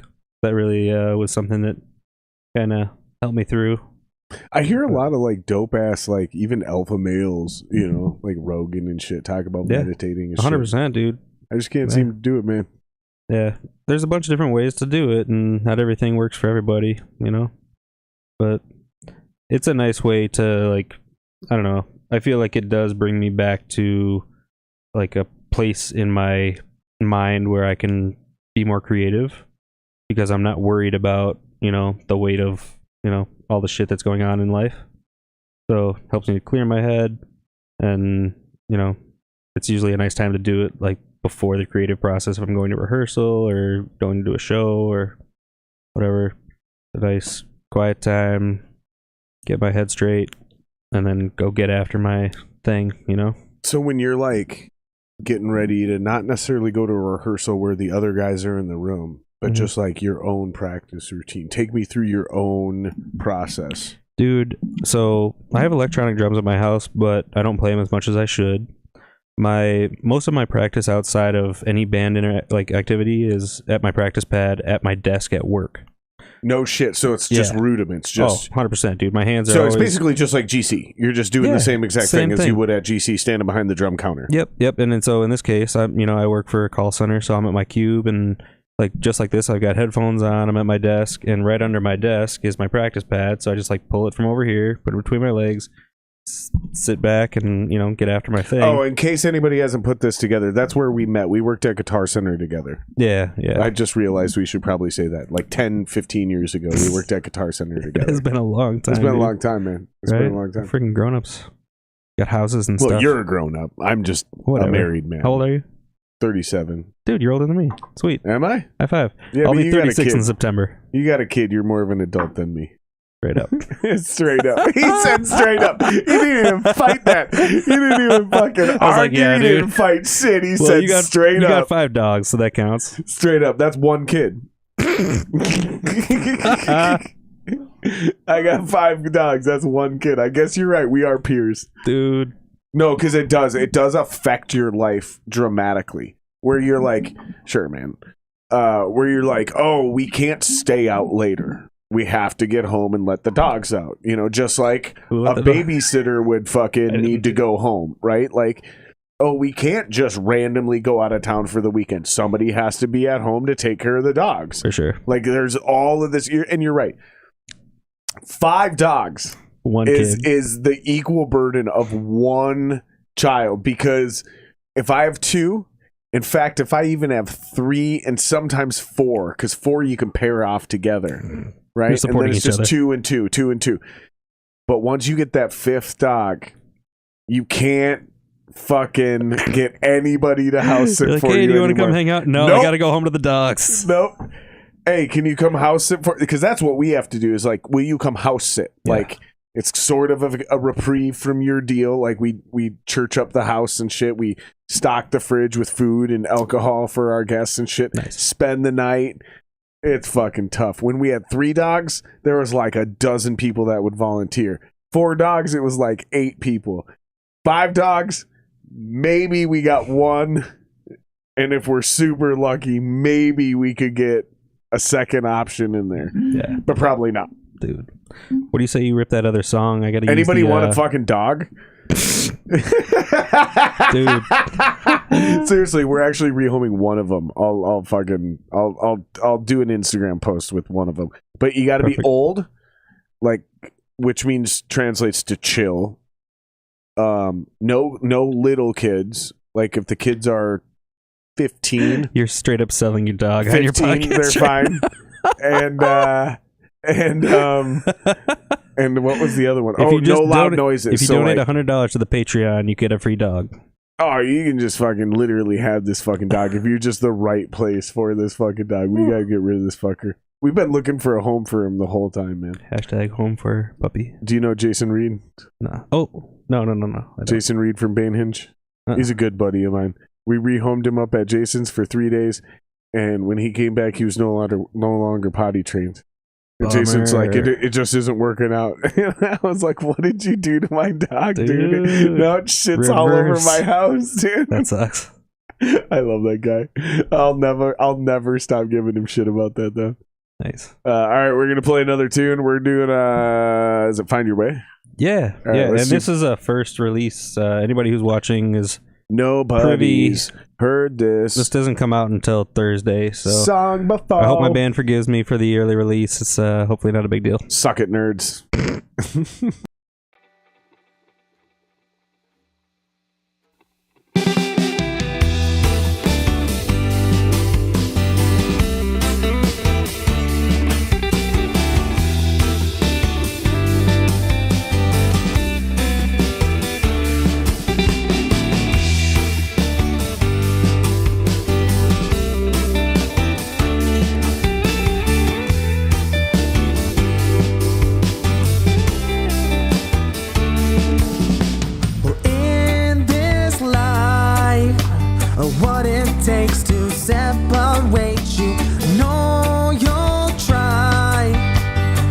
what you need to find to get you through tough times.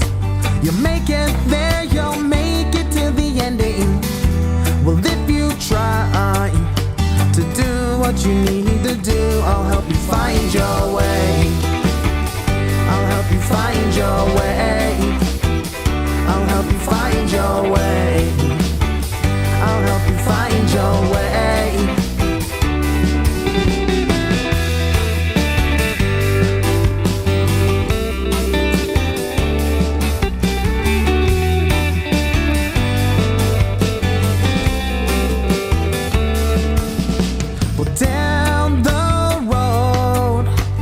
Travel back, which way to go within your soul. The truth will take you home to get you through those trials. You'll make it there, you'll make it to the ending. Well, if you try to do what you need to do, I'll help you find your way. I'll help you find your way. I'll help you find your way. I'll help you find your way. I'll help you find your way.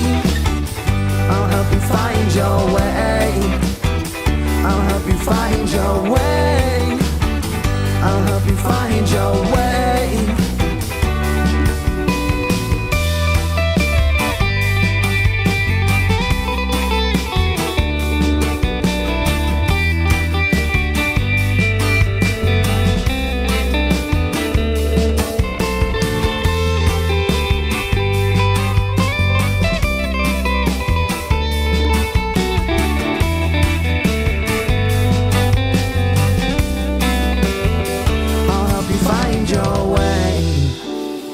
I'll help you find your way. I'll help you find your way. I'll help you find your way. I'll help you find your way. I'll help you find your way. I'll help you find your way. I'll help you find your way.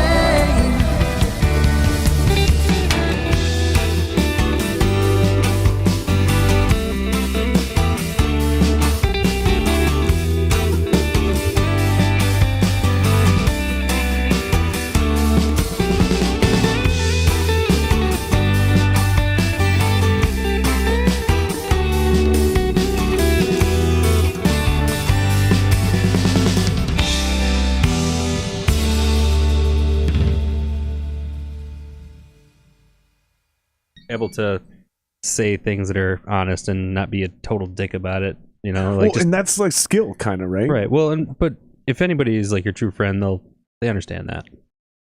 I fucked up. I mean, it's not bad. They can hear us. They just can't see us. There we go. We're back. No, but that's the thing is like, so for the listeners that are wondering what the fuck we're talking about coming back from this, I said that song isn't really reggae. Like, when you break down what reggae is, that song actually has almost none of it. Because it's got some of like there's like delay on the ups. Yeah, exactly. Right? So like those are now probably doubled. The most reggae feel about it is that those upstroke, delay guitar parts. I like it though, is what I was saying. Yeah, that's the I'm not bookend saying on the it record. as a That's point the of last criticism. song. That was the point I was making, though, is it wasn't a point of criticism. It's like, that's not even a reggae song. Like, you guys are a reggae band, not even doing a reggae song anymore. I love that, because that's what shows kind of that creative flexibility, that muscle, so to speak. Like, like you're like literally, like you're kind of flexing. You're like, oh, we might be a reggae band. Like, we can do something that's not exactly reggae. Yeah. Like, here, check this out. Yeah, like, it's not textbook. I know it textbook. sounds a little weird, but... No, it's good to hear. It's refreshing. I mean, we want to be our own sound, We don't want to sound like anybody else, so... Do you want to try to answer that again without sounding like a professional sports athlete who just came off the field after a win or a loss? Like, oh yeah, it's refreshing. We got, it's fucking, we hear a lot of the same shit all. Do you want to take another run at that one? No. Nope. That's the answer. That's a great fucking clip that.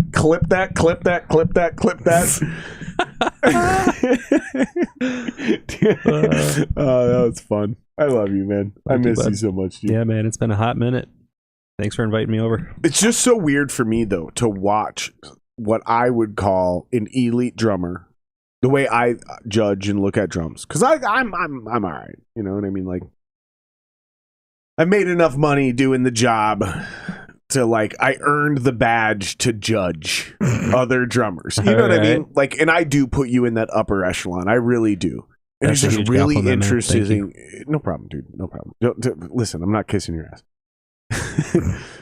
The point is like I just find it fascinating how like guys like you who are so good, and like we were fucking around earlier, right? And we were jamming before the podcast, right? And I was doing some dumb little tapping riffs on the guitar. I hadn't played guitar in like a year. Yeah, so that was fun.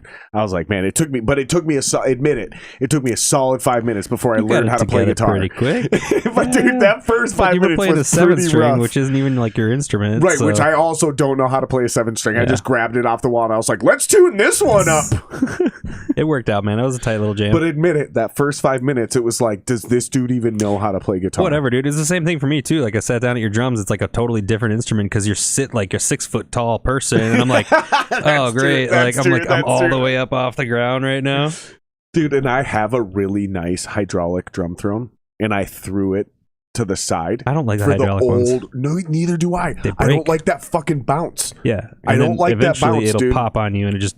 I've had a gig situation where I was you just sink, oh yeah, all the way down, and then you're done. It was one that I was borrowing or whatever. Like it was somebody else's throne at the gig, house set or whatever.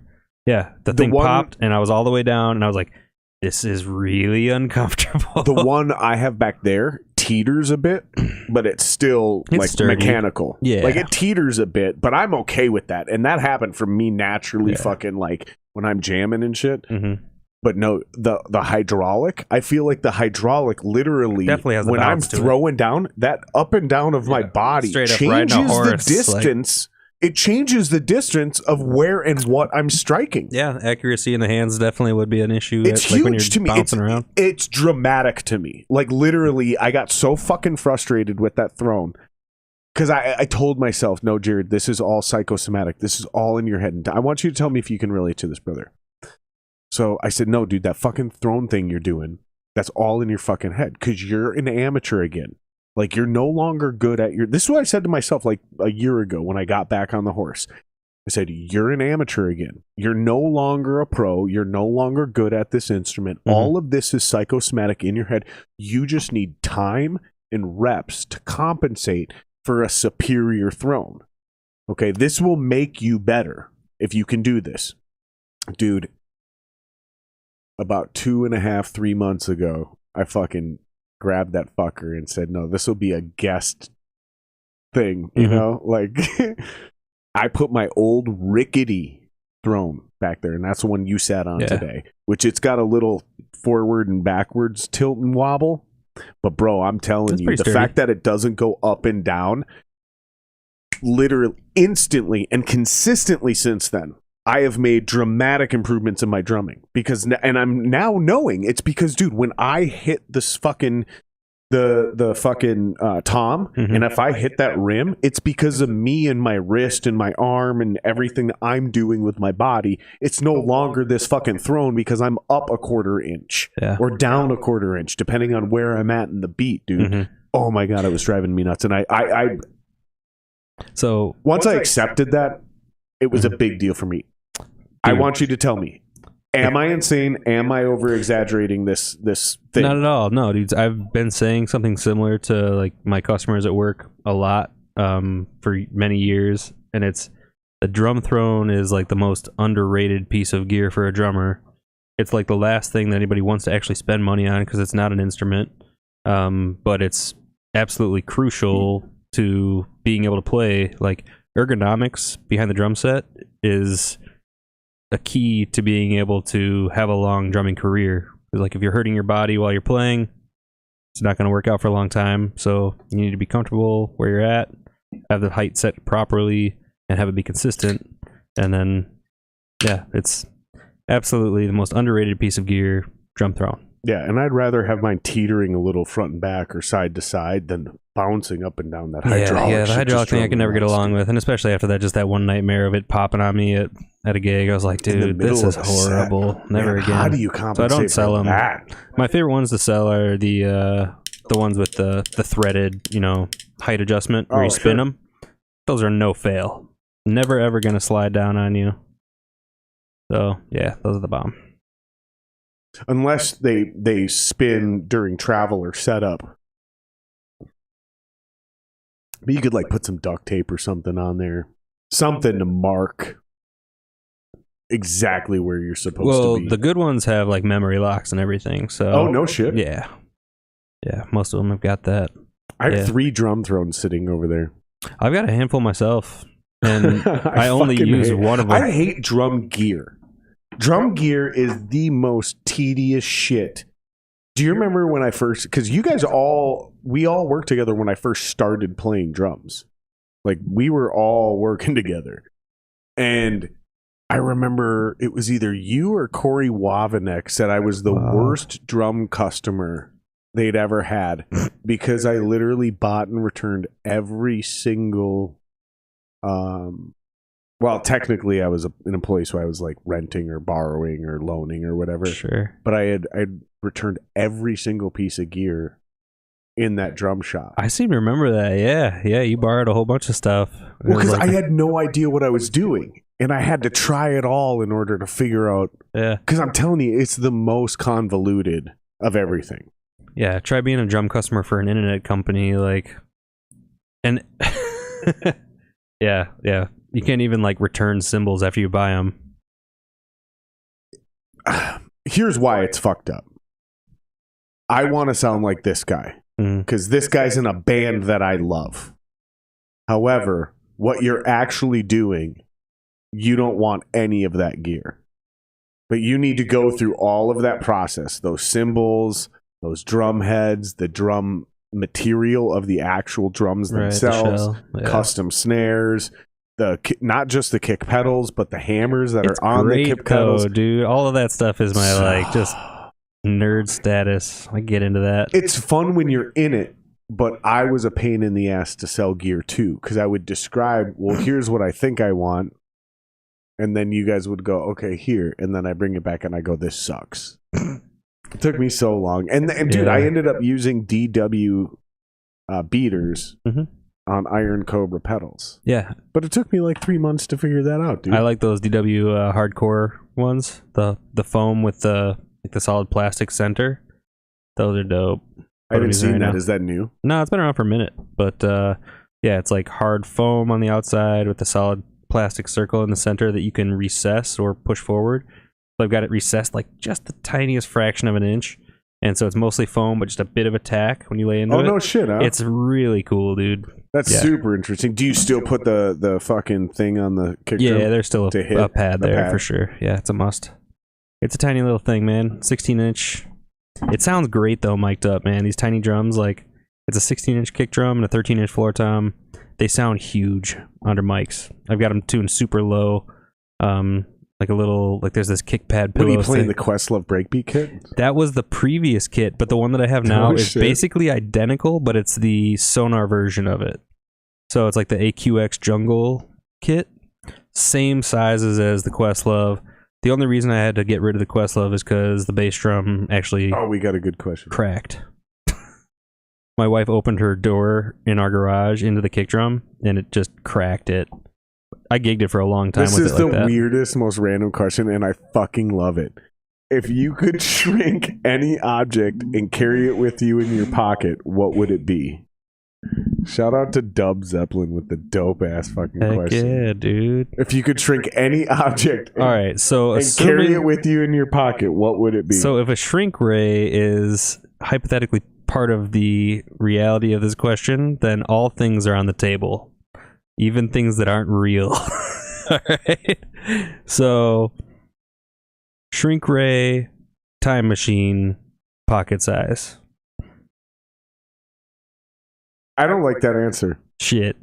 Alright. You gotta pick something in life. No way, dude. Shrink ray is not real. It's not Honey I Shrunk the Kids. She didn't say shrink ray. She just said, if you can shrink any object and carry it with you in your pocket, what would it be? Well, the really easy So answer no, is it's just magic. It's magical. You son Okay. of a bitch. It's Alright. magical because you're Well, in that stupid town. easy answer Everybody's now. on mushrooms. So my entire drum rig, definitely. I mean, that's not one object, but if I could get the shrink ray on my drum kit, I'll give you drum kit as one object. pocket, dude.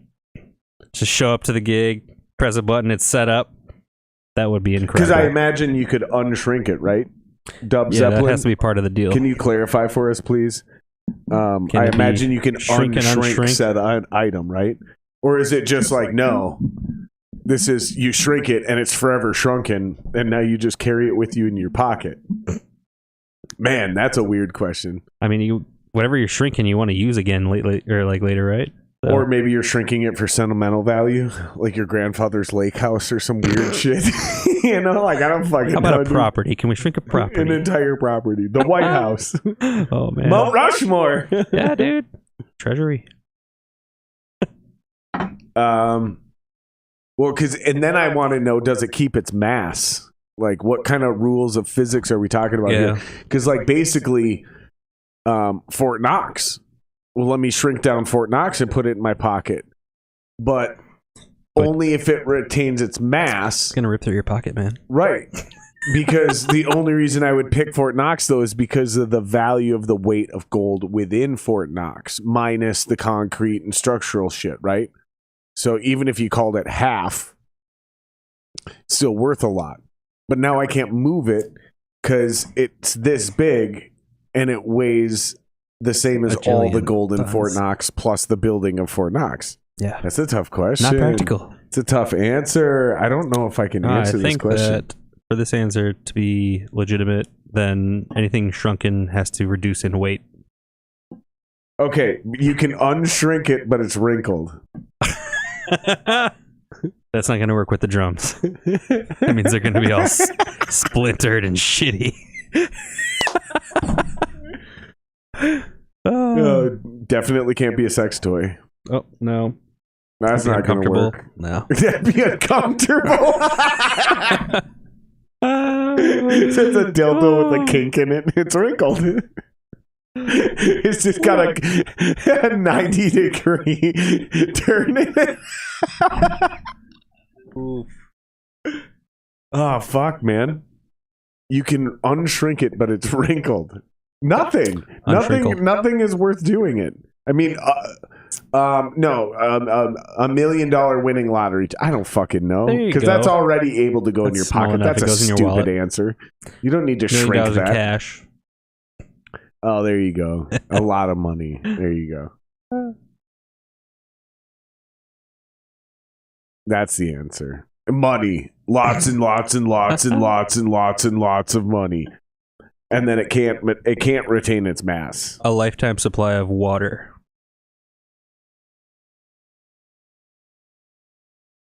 There's a good one. That's actually kind of sneaky, dude. Like back in the day, people would have called you an idiot. But nowadays, there's certain people who are like, that's a great answer. That would Like, be a that's good one. really powerful. Especially if you're thinking 30, 40 years in the future. Dude, I drive by the water spring every day to work. There's one in Eden Prairie. So good. So it's like a bottle. It's like a plastic bottle No. that you pull out of your pocket. No, it's It unshrinks. It's still wrinkled. You mean this hypothetical but like supply? yeah, that's what we're talking about, right? Sorry. What were you Yes. talking about? The water spring. We lost each other. Yeah. We're camping in the woods on mushrooms, and I took a left, you took a right. And now we're both going, bro, where are you? Marco. Polo. You can unshrink it. I think that's now a great answer. I think we did a good job of that one. Sweet. We landed All right, on so a good finish taking me through your practice routine. You had to take a piss while I was asking you about this. Yeah. So take me Yeah. through your practice routine. Not while band members are there. It's just Yeah, you so and the your drum practice set. pad lives under my desk at work. Real convenient. Somebody thought there was popcorn popping the other day. He comes over, he's like, oh, what's that sound? I was like, oh, just me over here playing double strokes, like doing my rudiments, whatever. He's like, oh, that's weird. I was like, yep. So it's going down over here. So, but all day, every day, pretty much, like between calls or whatever, when I'm not, working, Just pull the practice pad over and go through that Great Hands for a Lifetime stuff. No shit. Yeah.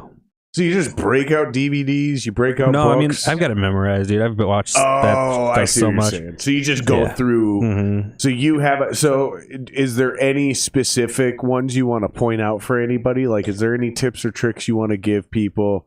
Like, whether it's a fucking, like the Instagram dudes, they're like, it's right, left, left, left, right, left, left, flam, rast, anybody flam, can rast. look up the rudiments and, find out what they are or whatever. But the best part about his lesson, Tommy Igo's, Great Hands thing, is just developing a rebound stroke, like allowing the physics of the whole situation to go to work and like finding the fulcrum in the stick and allowing that rebound to happen so that it's way less of your muscle doing the work.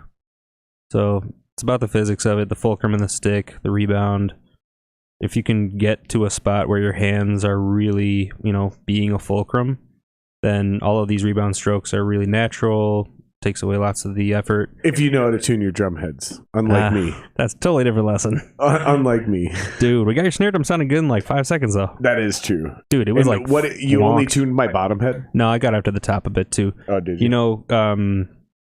This happens to mine too, but like, when you're cranking in the left hand, so did you adjust the auto key? Oh no, I didn't even actually use the.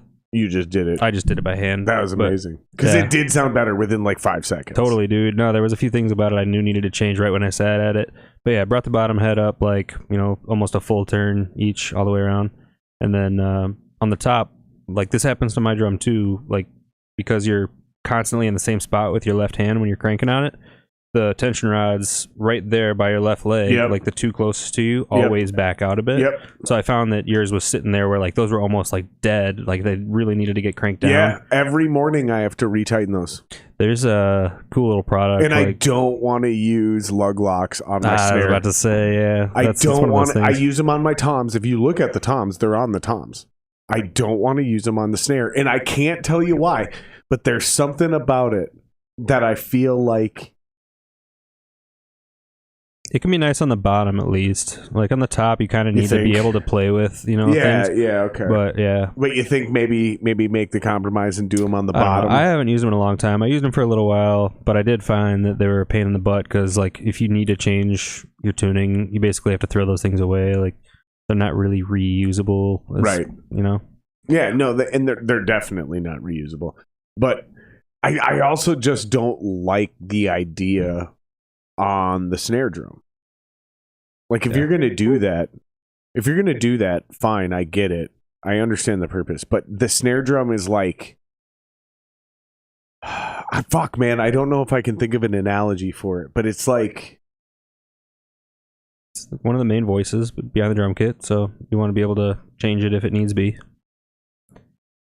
Having the lug locks is a little tough, and I don't know. It helps. It's kind of the most important drum. Kick drum too, obviously. Kick and snare and kick snare hat. That's the main voices. But you can have a lug go loose on your kick in the middle of a show. My kicks and is no so one's low gonna anyway. fucking notice. Most times, unless you're like a jazz drummer who has to tune it high for like a sustaining tone. Sure. Kick drums are low, man. If it goes loose, it's not going to be a big deal. But that snare, man. Dude, we brought yours back to life, man. I'll sit down right in the morning, and I'm like, oh, that doesn't sound normal. Yeah. And then I tighten that up. Because what I didn't realize your is snare wires were also really too tight. I backed them off, and that let them actually... See, and that's what I was trying to tell you. I forgot all this shit. So you told me my snare wires were too light, my bottom head wasn't tight enough. Or they were too tight on the snare wires, the bottom head wasn't tight enough. And then the top head, those tension rods by your left leg were backed out. It needed a full little bit of love. Dude, I forgot all this shit since I've left Guitar We got it back up and running though. Within 5 seconds. Totally. It was amazing. And that was actually, we did end up turning it into a pretty good jam. That was a sweet little jam, man. That last one we did was tight. Like a little 6/8 thing. Yeah, it was pretty little dope, tappy dude. action. Little tappy tap. Little tapperoo. Little tapperoo. This is Adam Sandler. Do you guys have any other questions? I think we're gonna start wrapping this up here, or start going towards the wrap up, because I do have a few more questions for you, but I want to make sure that we hit their questions before I forget.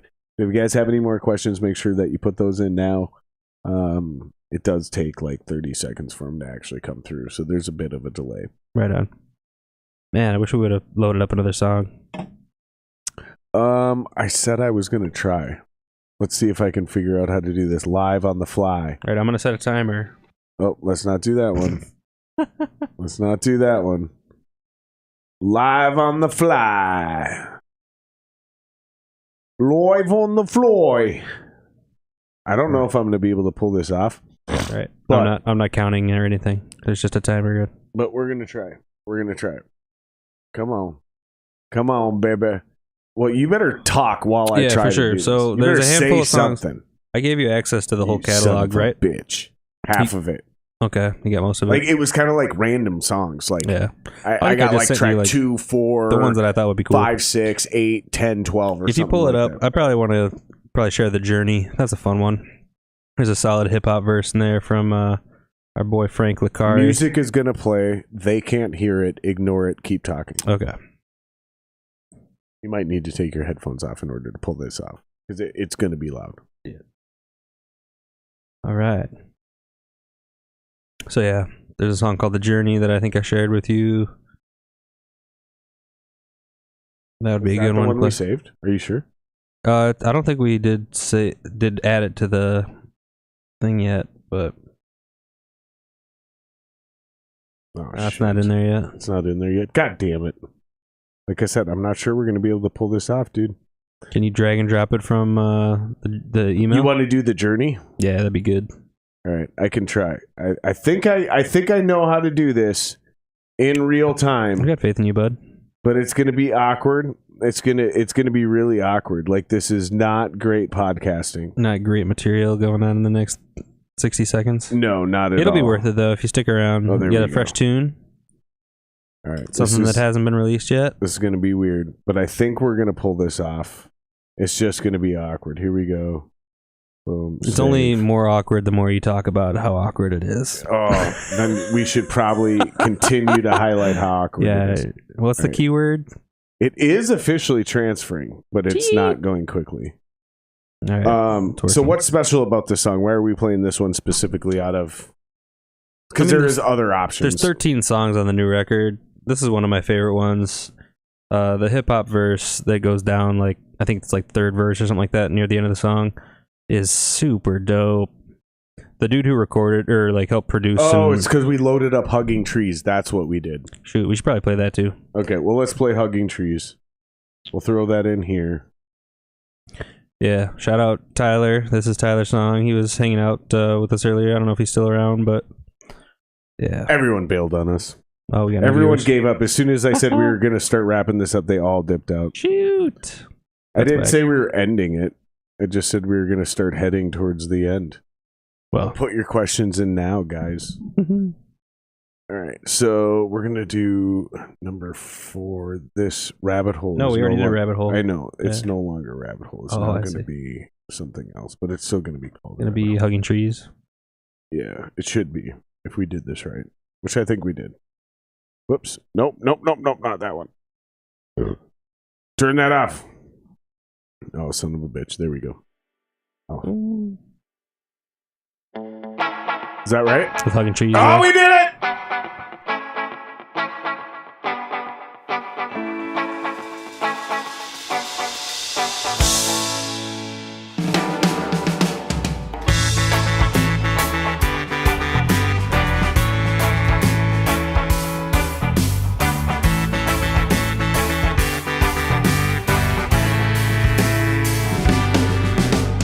Hey, Mr. Troll, what you gonna do to me?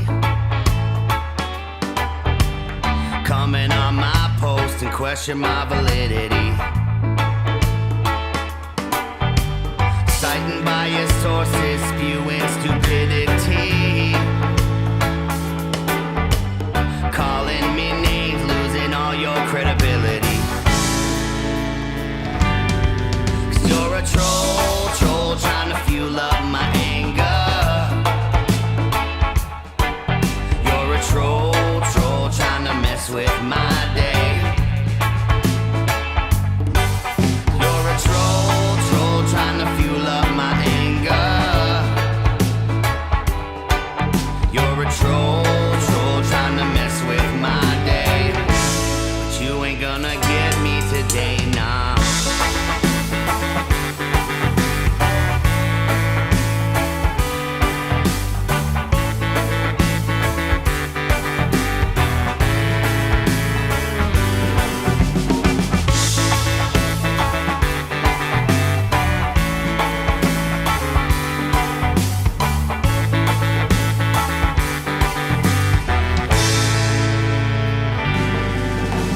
Out there hugging trees, you're out there eating candy. Can't do nothing, times aren't so dandy. Coming on my post and trying to be so manly. Shotgun your beers and drinking on your brandy. 'Cause you're a troll trying to fuel up my anger. You're a troll trying to mess with my day. But you ain't gonna get me today, 'cause you're a troll trying to fuel up my anger. You're a troll trying to mess with my day. But you ain't gonna get me today, nah.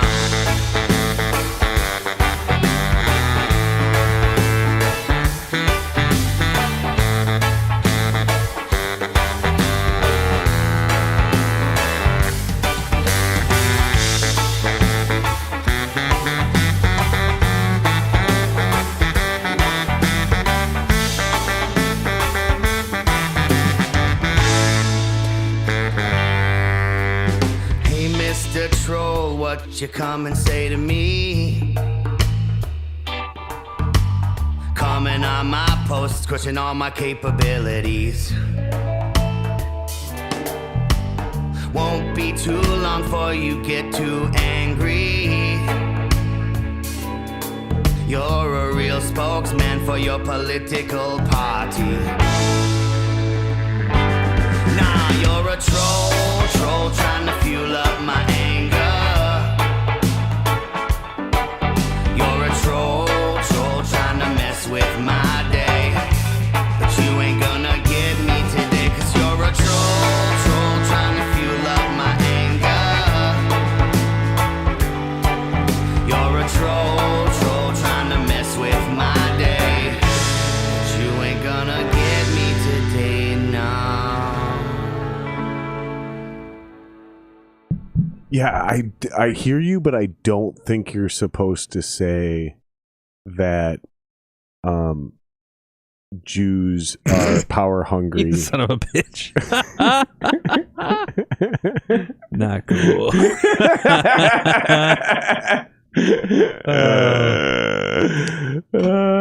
I'm Jewish. I'm allowed to make those jokes. Fuck you guys. Your response was perfect, by the way. Just a good old fashioned laugh and you son of a bitch. That's the only right way to respond to that. It's just a good old fashioned laugh and you son of a bitch. By the way, what is the weirdest smell you've ever smelled? Oh. Many festival porta potties, not fun. Weirdest though? God, I don't know. Oh, dude, here's a funky one. So my brother got married in Colorado in September last year, and for the wedding, he asked my mom to make these awesome mushrooms that she always makes for our our family holiday party. Like stuffed mushrooms or something. No, they're not like stuffed that. mushrooms. Or they're something like that. They're like, crock pot mushrooms. They cook for like 24 hours. That's too much for mushrooms. In Bergen. Nah, dude. So good. So they're like, mush. They cook in. No, dude. They're gelatin. Hear me out. Right. So like button mushrooms or whatever. We buy like, I don't know, mom buys like a dozen boxes of these things or more. Wow, okay. And they shrink a bunch, you know, so like it's like a full crock pot when you start, but by the time they cook down, they fit in there.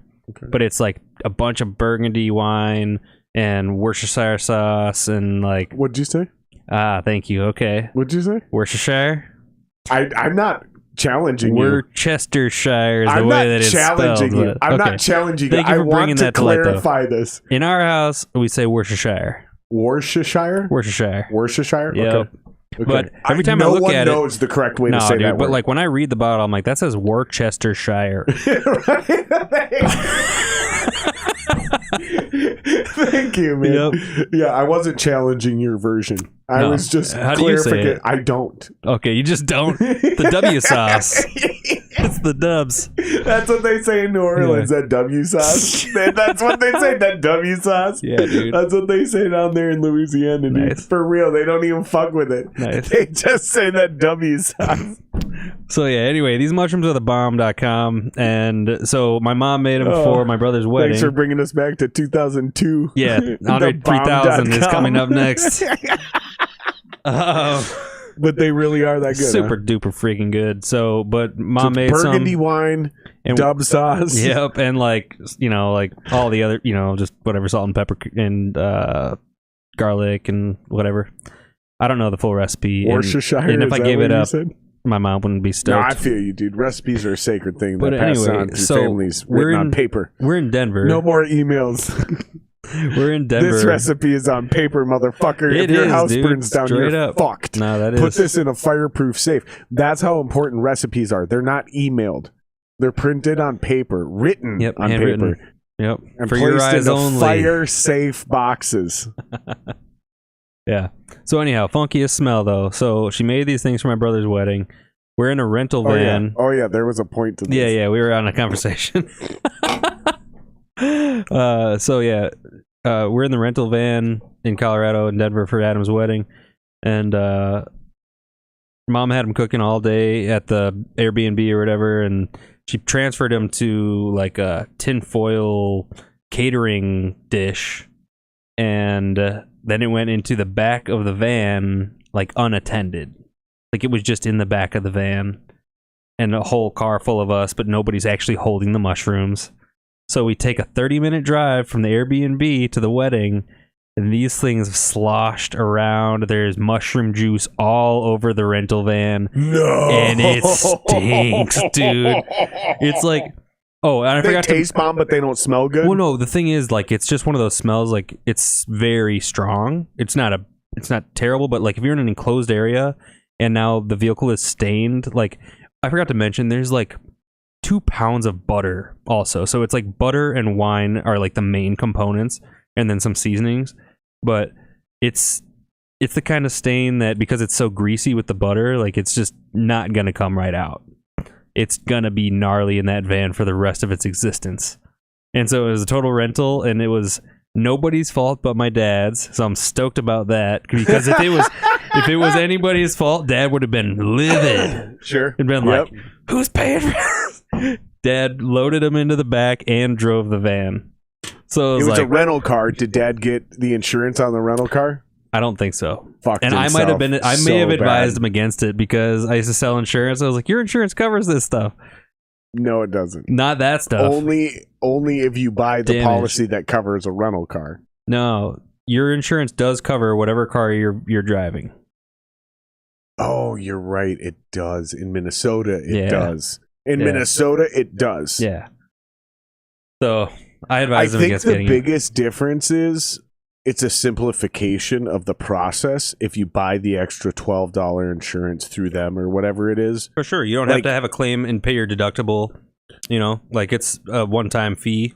So deductible is the only benefit usually. No shit. In this case, so did though, you sell insurance before or after Guitar Center? after? No Yeah, shit. And you yep. got out of it? Yeah, I was only in it for a couple of years. I sold cars at Walzer for a while, and then switched over to, they had an Allstate. We're not giving insurance advice. This is just shit No, we know definitely and have not, been dude. through in the state of Minnesota. I'm not and it's licensed outdated anymore, information. so And it's absolutely outdated information. We're not giving insurance advice. 100%. Don't fucking I am sue not us. a licensed agent. Don't fucking sue us. Anyhow, so yeah, after selling cars for Walzer for a while, I wanted to get back to food. I sold insurance for Allstate. Oh, no shit. Yeah. So Fucking, that's gotta suck, dude. it was Selling alright. I mean, insurance. it's another sales job. You're on the phone, or like we were selling, like it was to people who like just bought cars too. they're like, okay, well, you have to update your insurance anyway. Go talk to them and let them know, like, we can give them a quote and see if we can sell them insurance. Got you. So it was pretty easy, actually. Yeah, that actually sounds like a cakewalk. Yeah, it wasn't soft bad. Motherfuckers. Right. Just like, yo, dude, kidding. you're in the middle of a gigantic deal. Like, how would you like to maybe save some money on your insurance? Right.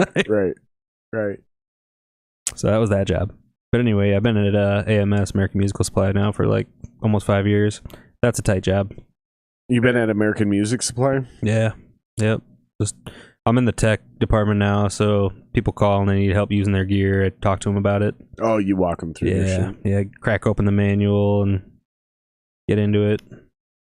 That sounds like a cake job. It's not bad, dude.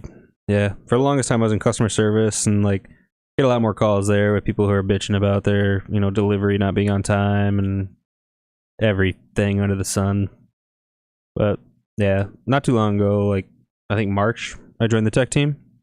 So that was a good move. I like it. Interesting. I mean, actually, no, I just lied. That's not interesting. Day jobs are fucking boring. That sounds like hell. You lucky dude. No day job. That sounds like fucking 5 dogs. No day job. I'm not living in paradise, man. I have my own hard work.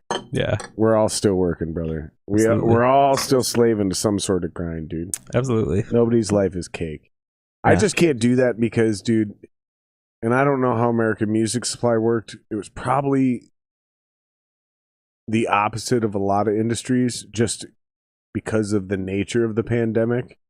You guys probably did a lot of business. It was ridiculously because everybody had to go remote. Dude. Everybody had to learn how to do presentations. Everybody had to learn lighting. Everybody had to learn this. Everybody had to learn that. Were nuts. We sold out of everything in the beginner's price point. Every single department. And I'm just thinking about actual work. Then there's all the time people are spending at home in hobbies, right? Dude. I'm going to learn how to play guitar. I'm going to do this. I'm going to record music. I'm going to learn how to be a DJ. I'm going to do this. I'm going to do that. Like, yeah, you guys must have been fucking... We were swamped, dude. There was like just weeks on end that the calls never stopped coming in. Like on an average day, you usually get like at least like 5 or sometimes 10 or more minutes between calls because there's a big team of us. But through the pandemic, dude, my phone just rang and rang and rang all day from start to finish. It was a super grind, and everybody wanted to buy beginner stuff because their kids weren't at school. And, they like everything in the $300 and lower price point for every single department was just sold out. That's crazy. It was nuts. Yeah. That's insane. Yep. Anybody who like wanted to get their kids started on a guitar was like, sweet. How do you feel about like a $800, like American, like something, like something in the $800 to $1,200 range? Like, well, I guess if that's all we can get, like, sweet. Well, at least you got that going for you. Got a sweet instrument coming. That's crazy. Did they start lowering like commissions and dropping payouts and shit? This job is so much different than our old job, dude. Oh, really? Yeah. So much better. I mean, I haven't been on that structure in so long. Yeah. No, I probably shouldn't talk about it too much just because it's... No, you definitely public should. business. But I like it. That's a good job. Yeah? No, that's cool, man. And that's the thing is like, you're still in the music industry. Yeah, dude. Day in, day out. A lot of us, including myself, our lives became better as musicians because we worked at Guitar Center. The networks, the fucking relationships, the opportunities. Like, there were so many things that happened to us. And I think that's really one of the most important lessons we could leave anybody with as we wrap up this podcast is like, just get in the music business. Like, you want to be a musician? That's number one. Get in the business. So at least at a minimum, your day job is still in the business. Right. Whether you're selling gear, right? Or you're a roadie, or you're a sound guy, or you're a tech. Yeah. Like, get in the business. That's number one. I think number two, have an online presence nowadays. I think that's a big thing, is have some sort of Facebook, Instagram, YouTube presence. Like me, I do a podcast, right? Not everybody should do a fucking podcast, but some guys do like covers on Instagram. Some guys do fucking lessons. Or like TikTok duet things. Or yeah, whatever the fuck, right? Yeah. Get creative. Figure out a way to put that shit online. I think that's number 1 and number 2. Number 3, buy good gear. Do you agree with these things so far? 100%. Buy good gear. Yep. Do not subscribe to this philosophy that is, you don't need to worry about this or that or the other thing because the listener's not going to know the difference. Yes, they fucking do. Yeah. They fucking do know the difference. They just can't explain it to you the same way you and I can't explain why the CGI is bad in this movie. We know it's bad, but we can't break it down. Dude, so yeah, you ever heard the expression? You know what I mean? Like, we're not video FX VFX experts. Yeah. You and I can't break that down, bro, and be like, here's why that shit sucks. But we watch it and we go, oh, that's terrible. Yeah, that's what the listener does to music. Shout out to Adam Grath, the chop. Oh, Adam Grath, I haven't heard from him. Buy once, cry once. That's so you're only crying about the price. Totally, dude. You're like, all right, well, at least I got the good stuff. That is fucking brilliant, dude. Yep. He must have invented that after I left. He must have invented that after I left because I never heard him say that. Buy once, cry. And I already knew what you meant. As soon as you said that, I said, because you're only crying about the price. You don't have to go through warranty. You don't have a piece of shit that you've got to like figure out later. Like, why did this thing break? Oh, it's because I didn't spend enough money on a quality product. Buy once, cry once. It's only about the price at that point. That's the point. Is you buy something super dope. Yep. You're like, sweet, dude. I've got something that's sweet. Is that initial pain. Yeah. Man, you remember how much dope gear we'd have to watch guys return because of their bitch wives? You remember how much gear we would have to watch? I don't know. And dude, how grateful are you that you don't have one of those? Oh, 100%, dude. My wife is awesome. Right? Super cool. Like, when you get the right one, dude, us as musicians, if a dude is a musician, because I can't speak for female musicians. I don't know what it's like to be a female musician. But I'm telling you, every dude musician is kind of the exact same guy. We're different versions, but we're the same fucking guy. So you and me are very, very similar. We're just different versions, right? So when the right type of dude, like a good dude, meets the right woman, if he's a musician, he will fucking hold on to her and love her like she's a fucking bad bitch, dude, forever, man. Yeah. Like, it's different. It's an interesting thing because, like, we understand how hard we are to deal with. Yeah. We understand how big of a pain in the ass we can be. Yeah. She gets full queen treatment whenever I can give it to her. Anytime. Oh man, it's weird. It's a weird deal. Well, I do you have any other things? So I said the top 3 things, and the last one I left off with is buy good gear. What's the last 1 or 2 or 3 things you can give a young musician that may transcend just being a drummer? So like I said, buy good gear. That's not just buy good snare drums or whatever. Yeah. You know what I mean? Be respectable and polite to the people that you work with. That's terrible advice. Next. Yeah, no, straight up, dude. Some musicians are dicks. A lot of I was a musicians dick to you once. Remember I told you, be a fucking man and show the fuck up or something like that? You were like, fuck you. It's a repressed memory, dude. You remember that? No. I told you that. No. You were bitching about something. And I was like, be a fucking man about Jesus, it, dude. He would say some shit like that. Well, dude, because that's the world I grew up in. Yeah. Like, that's the world. Like, you were bitching about something. I don't fucking remember what the fuck it was. Like, I don't remember what it was, dude, but I was like, my response was, because the way I grew up was, be a fucking man and just show up, dude. Come on, stop. And you were like, fuck you. And I was like, okay. I would say that to you if you told me that. And I was like, okay. Yeah, and that I don't was remember this at all. We still stayed friends, but we were just like, okay. No, but straight up, dude. Top advice. If you're going to be, especially like a drummer, drummers don't are always, do that. Don't do that. Drummers are always up for hire. Every band needs a drummer. Not that, though. Be respectable. Be respectful. Yeah. Take care of the people that you're working with and let them know that like you're there to do the job. You know. So don't do or say what I just did or said. That example, like what we were saying earlier. Yeah. Not that though. Don't do that. That's my favorite part of the Sunday podcast. All right, let's wrap this up, man. I love you. The links are in the description. Follow these guys below. TheRootsWithin.com. The link's in the description. You just can click that. New record comes out on Thursday, June 30th. It's called Incrementum. Incrementum? Latin for growth. So deep, bro. So deep, man. Nah, dude. So, real quick side story. We were at the studio. We recorded at Pachyderm. I'm surprised we haven't talked about this because this is one of the coolest parts of this whole record. You should have brought it up, bro. I know. It's the end of the freaking thing. So, Pachyderm, dude. It's where like Nirvana recorded In Utero, live recorded Throwing Copper, like legends. You mean, are you talking about the place on Central Avenue? No, it's down south a bit on 52, Cannon Falls. Are you sure they recorded it there, or they recorded it on the machine? It's 100% at that studio. Okay. Yep. Okay. So yeah, Pachyderm was super duper dope. That's where we recorded Incrementum. We got to spend, I think it was 6 days there. They've got a house on the property that's like next to the studio, and it's crib style, like full pool in the basement and a sauna down there, like big open bar thing down there too. It was a super dope experience. So really, yeah, we got to.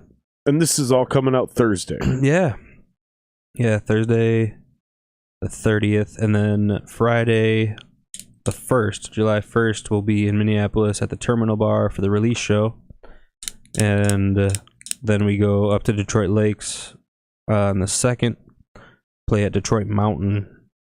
Those are the only shows going on this weekend, but lots of dates coming up through September and October. And yeah, it might be cool if you play that video again because it has the dates on in the reel. I'm down with that, dude. I'll do it again. Sweet. All right, we're gonna play this video and then wrap this up. So pay attention to the screen if you guys are watching live. Yeah, all the tour especially dates if you're for watching September live are on the promo video. If you guys are watching on replay, hopefully you're watching it soon enough where this is relevant. If you're on audio, you're basically fucked. Sorry, guys. Love you, but we're gonna play this video.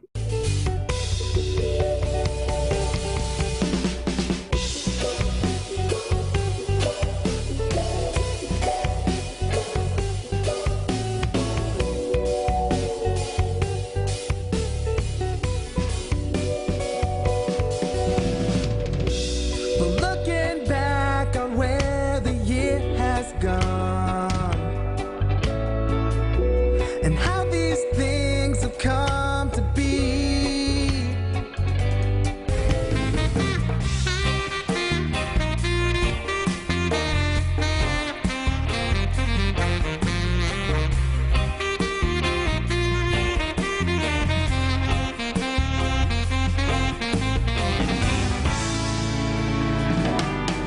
Cause you're a troll trying to fuel up my anger. You're a troll trying to mess with my day. But you ain't gonna get me today. Cause you're a troll trying to fuel up my anger. You're a troll trying to mess with my day. But you ain't gonna get me today, nah.